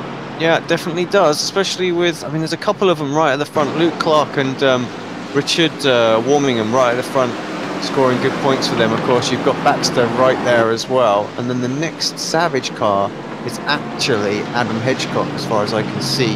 Yeah, 12th place. So, still looking okay for XVR, I think. Yeah, that wing there, as you saw on that Mercedes, that was in the high downforce setting. That it was pretty much completely vertical. Rose has broken the formation and got ahead of Freitas, so Baker will be hoping he can get that done pretty soon and get up to 9th place, follow his teammate through. So we see Luke Clark then staying on the back of Chris Wood at the moment, still chasing him down in the AM category, as you can see by the red number board on the side of the car. Chris with the white number board. It's quite similar to the Blancpain series, how they have white and black boards on the side of the car. The GT Omega logos on the back of the XVR cars there, making them very distinct. It's a very sort of bold livery, really. It's nice and plain and simple, and it looks great for it, doesn't it? I like them, and I like it because obviously there's a nice big Apex logo all over it too. Yeah, it does help our bias a little bit. Yeah. Baker has got past Freitas now, so the two CQR guys, as you see them coming through the final corner in the background there, are in formation once again. Probably having a right old laugh about it as well, to be fair. They're doing a fine job, like I said. I don't know how they do it, but they always manage it somehow. This is going to be pretty much an XVR assault on Chris Wood right now. He's going to be watching his mirrors and thinking, right, which one of them's coming for me now? The only difference really being the colour of the wheels. I think Luke Clark's got the green ones, Warmingham's got silver, and Nickel Foggy's gone for a sort of darker grey. Then you've got Paul Smith in third here, so this is actually quite a big battle for the last podium place with only 2.5 minutes to go, so that'll be one more lap after this one, surely. Yeah, exactly. Not long. These races have flown by tonight, actually. The whole season has, to be fair. I remember doing the first round at the Circuit of the Americas and hating the Audi and regretting choosing it. And yeah, here we are. It just feels like about a week later. And it's the end of the season, the last few laps. It's been another epic season already. And these guys, I mean, I'll obviously just sort of in advance say a big thanks to Matt Bunn and Andy Shield and everyone that's helped organise it. They've done a fantastic job as ever. And it's provided a lot of good racing, and it's actually attracted a lot of very talented drivers and a really good spread. It's been nice to see a more sort of diverse mix of the cars as well, because I remember seasons 2 and 3, it was pretty much just a Mercedes fest, wasn't it? A couple of Ferraris and that was that, but yeah. There's been people going for bolder choices of car, people making the wrong choices like thrust vector, going with the Audi, but it's dependent on driving style, so that's why there's such a good appeal of GT3 racing. I mean, in the real world, there's about 13, 14 homologated cars now, and the fields you see are just outstanding because they all behave in different ways, but yet they're still so close in terms of performance. It's like the British Touring Car Championship. It's like loads of different types of cars, but they're all within tenths of each other. It's the most sort of exciting racing you can see on Earth, really, isn't it? I think that's something like, you know, could really improve sort of this series and iRacing in general when we do these sort of reverse grid sprint races, is if we can have like a success ballast that we can apply relatively quickly based on you know, race results of the previous one, you know, or something like that. It's like boom, or championship results, you know, boom, houses success ballast, you know, to even out the grid even more, you know. Yeah. I'm sure the drivers will probably disagree. They'll be like, sod off, I do not want an extra 50 kilos, thank you very much. But, you know, I think it'll be good just to level it out just a little bit, you know. So yeah, definitely. You know, those really, really quick guys are going to struggle because, of course, they're not going to have to drive off the corner and things like that, and have to brake time a little bit earlier and things like that. So it really, really will make it very, very interesting. So, yep. iRacing, thank you. Feature request, please. Yeah, definitely. I'll back that one up if I see that popping up on the forums. I'll give it a nice little +1. As the Ferraris are on the back of this train now, then Baker's caught up as well. Fantastic spread of cars. They fill the screen there as they go up the hill. You got Luke Clark still in the middle of it. He's heading the XVR charge to the back of Chris Wood, but him and Paul Smith probably in the same radio channel right now. Just Chris doing the defence, playing the rear gunner, and it's obviously nice points for Paul. He'll hopefully get a podium out of it. Josh Thompson has cleared off at the front as well, it seems. He's, well, actually, he's got about I think it might be about a 2-second lead, I'm not quite sure. My maths isn't that great looking at the time screen. And, but, well, he's out in front, he's gained 19 places, and he's actually going to take the win. I think he's just crossing the line now as we speak. There he is. 2 race wins tonight. Fantastic performance by Josh Thompson. And he's proven why he's such a good contender for the championship. Steve Baxter then finishing second. More BMWs come streaming out the last corner. You've got Paul Smith, Chris Wood, Luke Clark, Warmingham, Foggy up 12 places, Christian Rose, David Baker, and then you've got Johnny Brandon, Miguel Freitas, and Adam Hedgecock has crossed the line. Mark Woodhouse right behind you, and that makes Mark Woodhouse the Season 4 AM champion. And it's well deserved. He's driven. That was a tame little celebration as he went down. You see that little wiggle that he had? That was it. Come on, Mark. That's it. Yeah, just won the championship, son. Got no more rounds to worry about now. And just light up those rears. I was about to say, turn off that traction control and get some donuts done. Yeah, I'm sure we'll see them eventually if we stick with him. But Hedgecock there, going to go with him. But you can see Underhill in the background. He's coming through, and he'll be really sort of upset about his evening. It's been very poor luck for him, but Woodhouse there with Paul Smith and Team Mad Boys, they're going to want to drive along with Mark as well as he celebrates his AM championship. You can see the CQR guys in front there as well. And it's great to see these guys sort of getting in on it as well. You see Paul there with the speed limiter on, flashing the lights and everything. And it's fantastic to see this sort of teamwork and sportsmanship in the championship. Underhill there as well, giving him a flash, saying well done. Same from Hedgecock, and that's just a nice little display of, even in the sim racing world and not the real motorsport world, you can still display these sort of sportsmanship sort of gestures, and it's just a really nice thing to finish the season on that. That's good. Yeah, bravo, Mark. Great season for you. Very, very consistent. That's what, got you that title, so awesome job. Have we got the final race results? Yes, we have. Let's bring them up on screen. We'll try and get some classifications on the team's point situation as well. Of course, everything is provisional, depending on what goes on with stewards' reviews. But I can't think there'll be too much to happen between both the Pro and Am titles. Josh with another win. I mean, he's done a great job tonight. Has closed that gap right down. But yeah, in the end, I'd say it wasn't enough. But here we go. Race results. Nice little shot there, by the way. The Josh Thompson with the 2 CQR cars either side of him as well. There is your race 1 winner then. Sorry, race 3 winner. Final round of the season goes to Josh Thompson. Steve Baxter, great second for Savagely Boosted. And Paul Smith rounding out the podium. I'm sure he'll be happy to end the season on that. Chris Wood finishes 4th with the 3 XVR cars behind them. Warmingham, Foggy. Luke Clark, Warmingham and Foggy. Christian Rose and Dave Baker always in formation. And they even finished the season in formation as well, with Johnny Brandon rounding out the top 10. Miguel Freitas is 11th, Adam Hedgecock 12th, Mark Woodhouse 13th. Quick shout out to Adam Hedgecock as well for such a great season. He's done really well in that BMW. Craig Evans 14th, Ronald Moons 15th, Michael Avdoka 16th, Underhill 17th, Gosling 18th. As in the background, I believe we're going to see some guys lighting it up and celebrating a little bit. As Mark Woodhouse has stopped the car. Dion Phillips then 19th, Mike Gray 20th, Blake 21st, Lee Woodburn 22nd, John Roberts 23rd. 24th is Daleman, 25th is Scott Malcolm, 26th is Steve Burt, 27th Ben Gregory, Steve Lavallee 28th, Lee Deemer 29th, Lane O'Connor 30th, Andy Shield 31st, Jason Rowe 4 laps down in 32nd, Josh Rayfield unfortunately 11 laps down in 33rd. But there you can see the celebrations going on then. Josh, get out the way, runners up. We don't care. We want the champion to be spinning around. Move. You got Josh there, loving it. Mark's waiting patiently, isn't he? So. Oh no! Oh no! What kind of rubbish camera angle is this for me to have? He can't quite get the burnout going. There's a bridge in the way on my screen now as well. Oh, one of the CQR cars has planted it into the wall as well. Turn the traction control off. That's what you need to do. What if he's not got a button mapped? It's going to be your worst nightmare to win a championship and not be able to do a burnout about it. It's just the last thing you want. You can hear one of the BMs lighting it up as well. It's probably Josh Thompson still.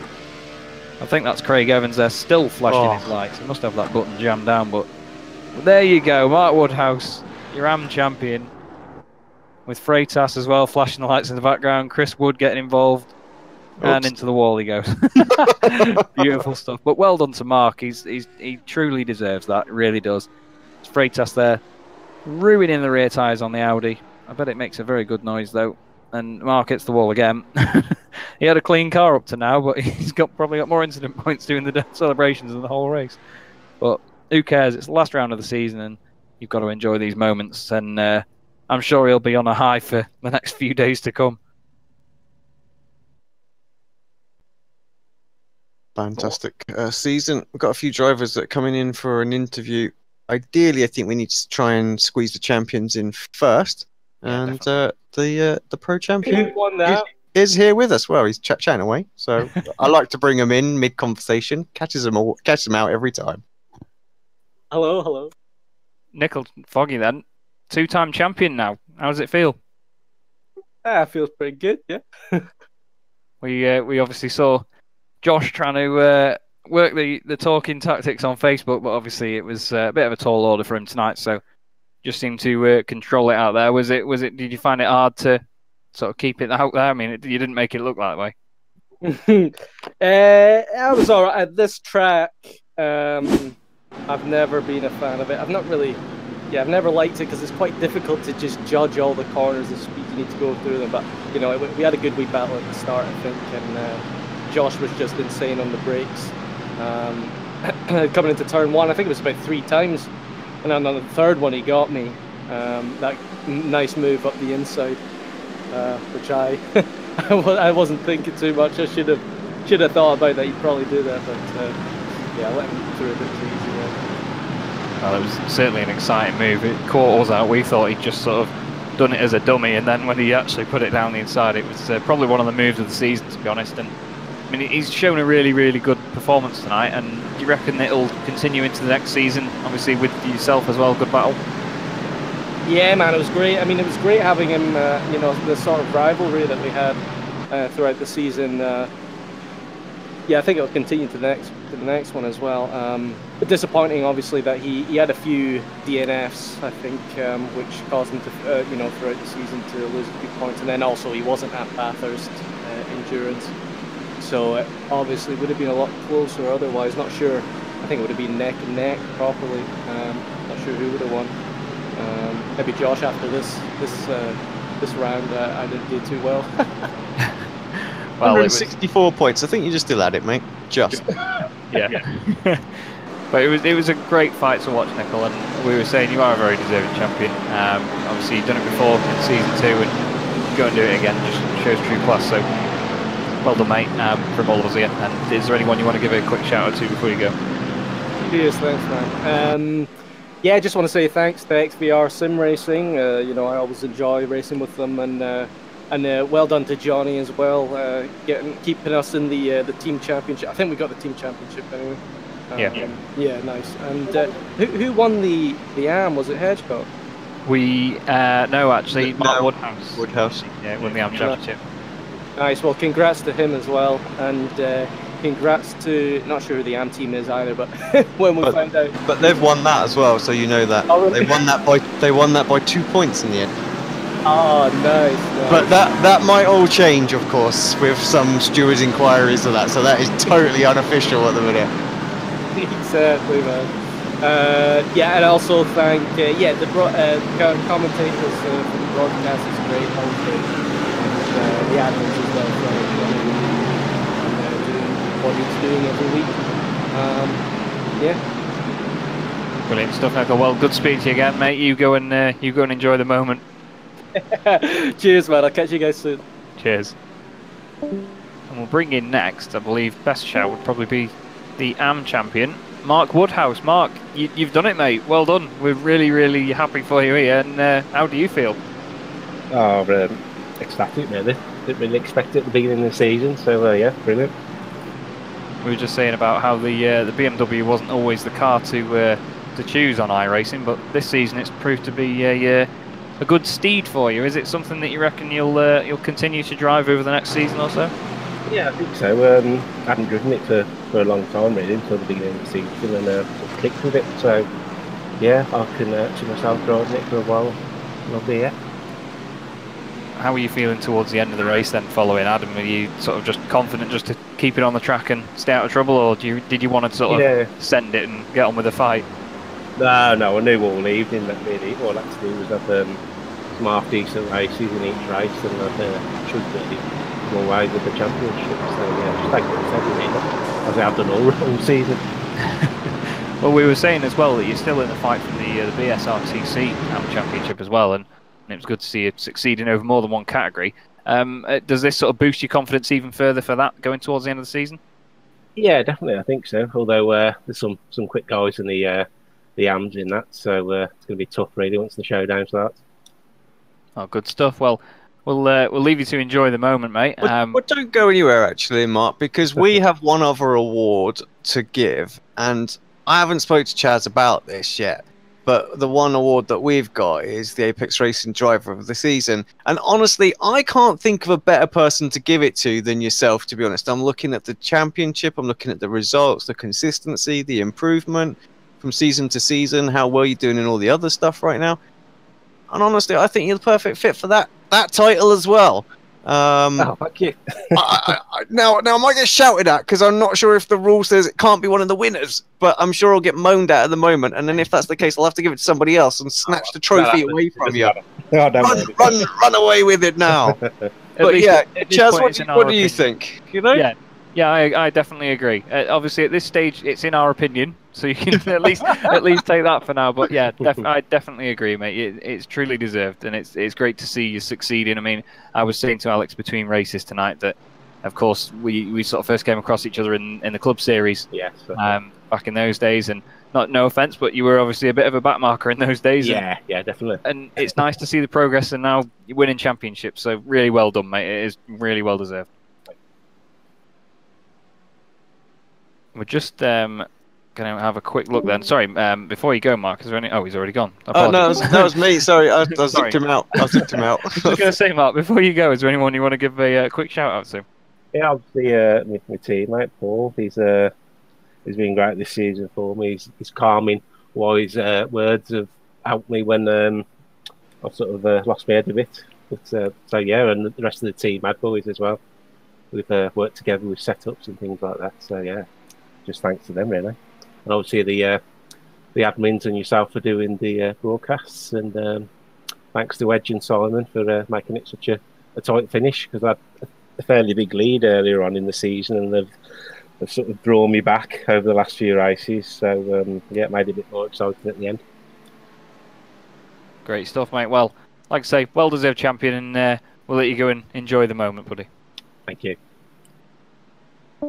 Just had a quick word from Christian Rose and Dave Baker as well. They'd like to make a quick announcement, so we will bring them both in here. Christian, Dave, welcome to the booth. How are we doing? Yeah, not too bad. It's been an entertaining final race of the season. I hope you've all enjoyed it up in the commentary box. Yeah, it's been good. Yeah. As long as the announcement wasn't that the Ferrari sucks. Go ahead. Well, we don't want to sound too much like a certain other racing driver that moans all the time. We were saying about you both sort of flying in formation all night. You're just inseparable on track, aren't you? Our pace has been really well matched to each other throughout this year. Well, in fact, ever since we've sort of teamed up driving this car, so it's definitely helped us because we both want the same things out of it, both know how to push it in the same way, and I think that's shown with us, I think, finishing second in the teams again, against really strong competition, so I think we've done it right. Smashing stuff. Well, you said you had an announcement, so go ahead, son. Yeah, we've got one, but I think you guys just stole our thunder, because the admins also had a Driver of the Season award to announce, and we've also given it to Mark Woodhouse, to Mark for a fantastic drive all season long, barely put a foot wrong, and as I think you guys have also just said, listening back just a few minutes ago, you know, he's improved so much as a driver as well. You know, sort of was at the lower reaches of the AM standings in some of the previous seasons. I hope you won't mind me saying that, but he's come through this season, and not just in this series as well, and kind of shown what he can really do when he's getting comfortable with the car and stuff like that. So yeah, admin's drive through season also goes to Mark Woodhouse, and there is a prize associated with that, which we'll talk to him later. Fantastic stuff. Well, yeah, it's been a pleasure to watch you both throughout the season as well. Are you confident going towards season 5 that you'll be on pace still when we have any changes that are made? We'll have to see what's in the pipeline for season 5. We'll be making announcements hashtag soon, and yeah, so we all look forward to releasing that information and getting ready for another tough fight with the likes of Nicole and Josh and everyone else who's been very faithful to the series, been around since season 1. There's a lot of people who've been absolutely fantastic to this championship. So yeah, we look forward to seeing a lot of them return and some new faces as well. And we get another trailer from you, Chaz. Well, hopefully so. Anyway, that's with my good boy. But if it's iRacing soon, then we'll see you for the next season in 2021. I really look forward to it, but we've got a bit of a weight on our hands, obviously. Is there anyone you want to give a final shout out to for the season before you go, boys? From the team's perspective, a big shout out to Mark down at Racehub again. Sorry we couldn't bring the trophy home this time. We'll try our best next time. The admins who have helped out in the season, guys that have done the stewarding as well, couldn't do it without them. And then to all the competitors and you guys in the booth for sticking around, making it a great season, some great on-track battles, and coverage excellent as always, guys. So thank you very much. No worries. Thank you for putting on such a show, guys. It's been great to watch, and we'll see you next time round. Thanks so much. Take care. Dave Baker and Christian Rose there, always a pleasure to speak to. I believe as well, Alex, while we've got the time, we also have another Spinny Wheel Award to go through. Oh, indeed we do. Thank you for reminding me about that one. So, yeah, let's bring that up on screen right now. We've got Michael Blake with us as well. Michael, welcome. We're just about to do the award for the Simmortal model, of course, that we previously have built up to. Alex is just loading the wheel up at the moment. Just while he's doing that, though, how did your night go? It was supposed to be Thursday. Oh, was it? You get it ready. I got on screen. I'm sure we've done this. You know how much I like to spin the wheel as well, Michael. You're denying me this pleasure. I'm in the car on Thursday. I can't do it. Oh no. So it's okay. It's fine. Don't worry. Thunder take stolen. Dang. Well, if there's any way to look professional, I think we've just done exactly that. So yeah. But while we're in it, Michael, how was your night? How did it go? It was pretty good all in all. Race 1, I had a great fight with Adoka and Paul Smith. Desperate to try and hang on to 10th overall, so I really gave it everything I had. Race 2 was going the same way. I had a great fight with Ben Gregory and Christian Rose, and then I just got a little bit carried away and spun Christian. And I felt guilty for doing it. As soon as I hit the brakes, I knew I was going to hit him. So I just held the brakes and stopped, let him get going. Didn't want to take the place that way. Race 3, that went a bit pear-shaped pretty quick, but we've got a bit of net code off Josh Rayfield going through the S's, and there's like a 6-foot gap between the cars, but it just turned around. It's horrible to see net code up, and it has become a bit more frequent in the recent builds of iRacing as well, so hopefully that gets taken away soon and stopped incidents like that. But it's been a pleasure to watch your season though, mate. It's been good to see the progress, and obviously the team as well putting in the effort and gaining places. Is there anyone you want to give a quick shout out to before you go?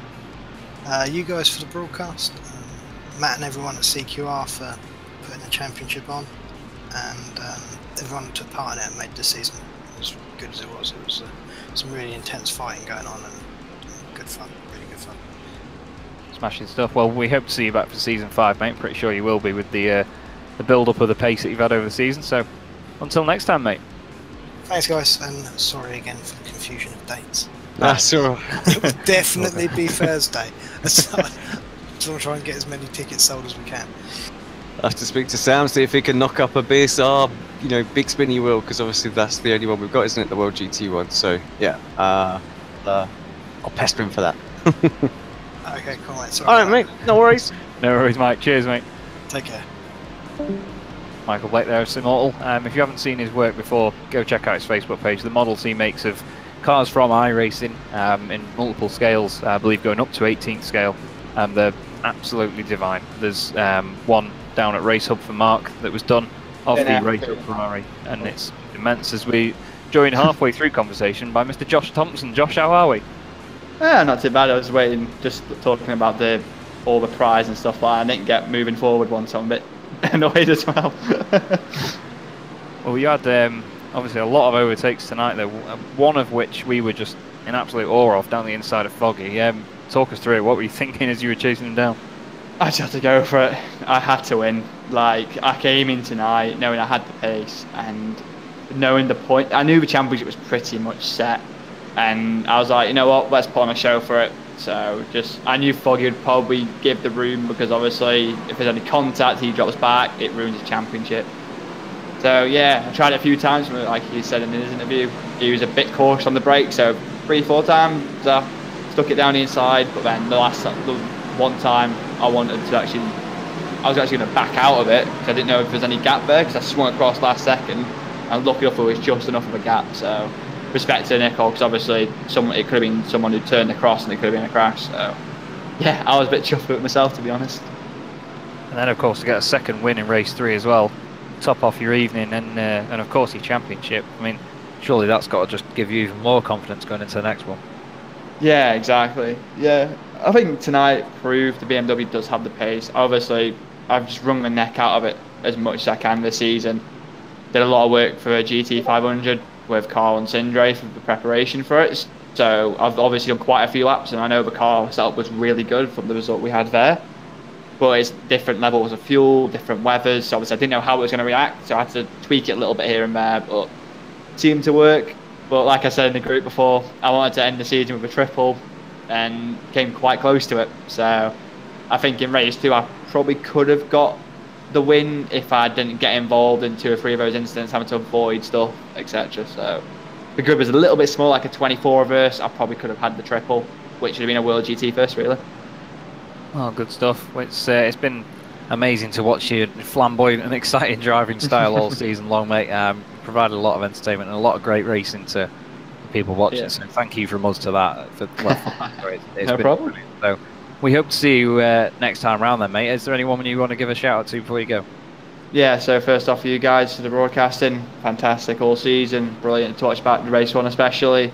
All the admins, so Matt, Dave White, all those boys do a great job every week, getting this series going every time. Also, big shout out to CQR and Racehub. Without those guys, I wouldn't even have a team this season. Even though I was racing for Amfab, I put the club one on tonight, because obviously I felt like representing that, because without those boys, I wouldn't even be in a stable for this season. So having the support from those guys was absolutely fantastic, and also spending a great weekend with them. Good stuff. Well, we'll catch you next time, and hopefully, more wins in the bag for that one. Yeah, I'll be back on tomorrow for result clothing for the MX5. So indeed, and I'll be commentating that one as well. Pretty sure you'll be there as well, won't you, Alex? I will indeed. Good stuff. We'll see you then, Josh. Cheers, buddy. There you go. Final one for the evening, then, I'm afraid. We could be here all night. Yeah, if we went through the entire list of people that we've got waiting, you wouldn't believe how long it is. But Adam Hedgecock joins us in the booth then. Adam, you had a pretty decent night as it goes, but obviously just missing out on the championship though. How do you feel? I want to say gutted, but not really. Finishing second is way beyond anything I could have hoped for. I've never driven GT3s until the start of this season. Not properly, like I've done the occasional endurance. So yeah, finishing second in the AMs, I'm delighted with it. Yeah, we all want to win championships, don't we? But I'm delighted with second. Good stuff. Well, I mean, to hear that it's pretty much the first time competitively driving GT3s makes it even more impressive of how good a season you have. So fair play on that front. Is it something do you enjoy driving the car? Is it something you really clicked with? Some tracks, yeah. Like we've all got our go-to tracks that we're comfortable in anything. In places like Watkins, Spa, for example. They've been fun. I've really enjoyed those. But the last 2 races, Imola and Nurburgring, is just I've never been able to get on with them in anything. So driving a GT3 car around them is pretty tough. But you know, it's you can't be good at every track. But on the most part. Brilliant stuff. Well, we look forward to obviously seeing you in the next season, and we hope obviously that Boosted and Savage will obviously be joining us for that one. Is there any sort of plans going forward? Are you teaming up with or anything yet? I mean, I understand it's quite a while in advance. I mean, there's not really anything fully announced, but do you plan on sticking with it and coming back next time? I think if the season was to be starting pretty quickly? Probably not. I think it's that time of year where you just need to kind of chill out, reset yourself kind of a little bit. But from what I'm hearing, it'll be a while before the next one starts. So probably, yeah, have another Savage Gaming and Boosted team in there. See if we can get a team title this time. Yeah, we got plans for it. Is the team title completely lost? I mean, I know it's 2 points on the board, but of penalty and incidents and all that kind of stuff been taken into account, you might even get this one. You know, it's so close. There's 2 points in it, so. Well, maybe. Like some protesting. I saw there was an incident in race 3 where Warmingham clipped somebody and sent them to the wall. But I thought, ooh, that might be a chance. But then I remembered that I did the same to someone in race 2. No. I think. Oh, well. I think 2 points. 2 points kind of seals it. We're Josh is actually in the boosted chat on Facebook, and we've been giving him a load of stick already because, you know, if Steve had won that, then we'd have been laughing that last race. But it is what it is. Races be races. Yeah. But no, we're going for it. Probably next season, I would imagine. Yeah. Well, we look forward to seeing you in that one, and hopefully getting a couple of wins in, and obviously if you're in the AM category, of course, and then maybe going for that title again next time round. So, and obviously before you go, Adam, is there anyone you want to say a quick shout out to? Savage Gaming community for supporting the team. Boosted as always, you know the guys. They're a fantastic bunch of lads. You guys for putting on a great show all season. It's been a joy to listen to while racing. The admins for all their hard work, and to everybody else, Mark for winning the AMs, Nicole for the pros, XVR for both teams, I think. So yeah, all of those people. Brilliant stuff. Well, we look forward to seeing you next time, Adam, and well done on your results this season. It's been great. Awesome. Thank you very much. Adam Hitchcock there, another brilliant guy to speak to. There's a lot of these guys that are so sort of lovely people down at heart, and such savage racers on track. It's great to see that sort of different personality from people, isn't it? Yeah, it is indeed. Like you say, so many different types out there as well. You know, you've got some ruthless, some gentleman racers, everything. So yeah, it's good, and they all come together. And actually, the WGT community is probably one of the better ones. You know, everyone seems to get along. You know. Yeah. It's not quite as savage as some of the other sort of Facebook groups that we commentate on. That's very true. And don't forget as well, on a completely unrelated note, we're back for the BSR MX-5s tomorrow evening. Not quite sure what track that's from, actually. I thought I had it in my head earlier, but clearly not. But this has been a fantastic season, and we look forward to the next one. I'm sure that the guys will be in touch and get us working on the broadcasting that. And I mean, I'm pretty sure they're happy with what we've done, as they've been obviously thanking us for. So yeah, from me and Alex, it's been an absolute joy to do this, and we really appreciate it. And obviously we'll see you tomorrow for MX-5s. Thursday we're doing the BSR-TC Pro Series. I believe it's the final round before the showdown. That should be really exciting to watch. And yeah, we will see you next time, and thanks for watching us on Apex Racing TV.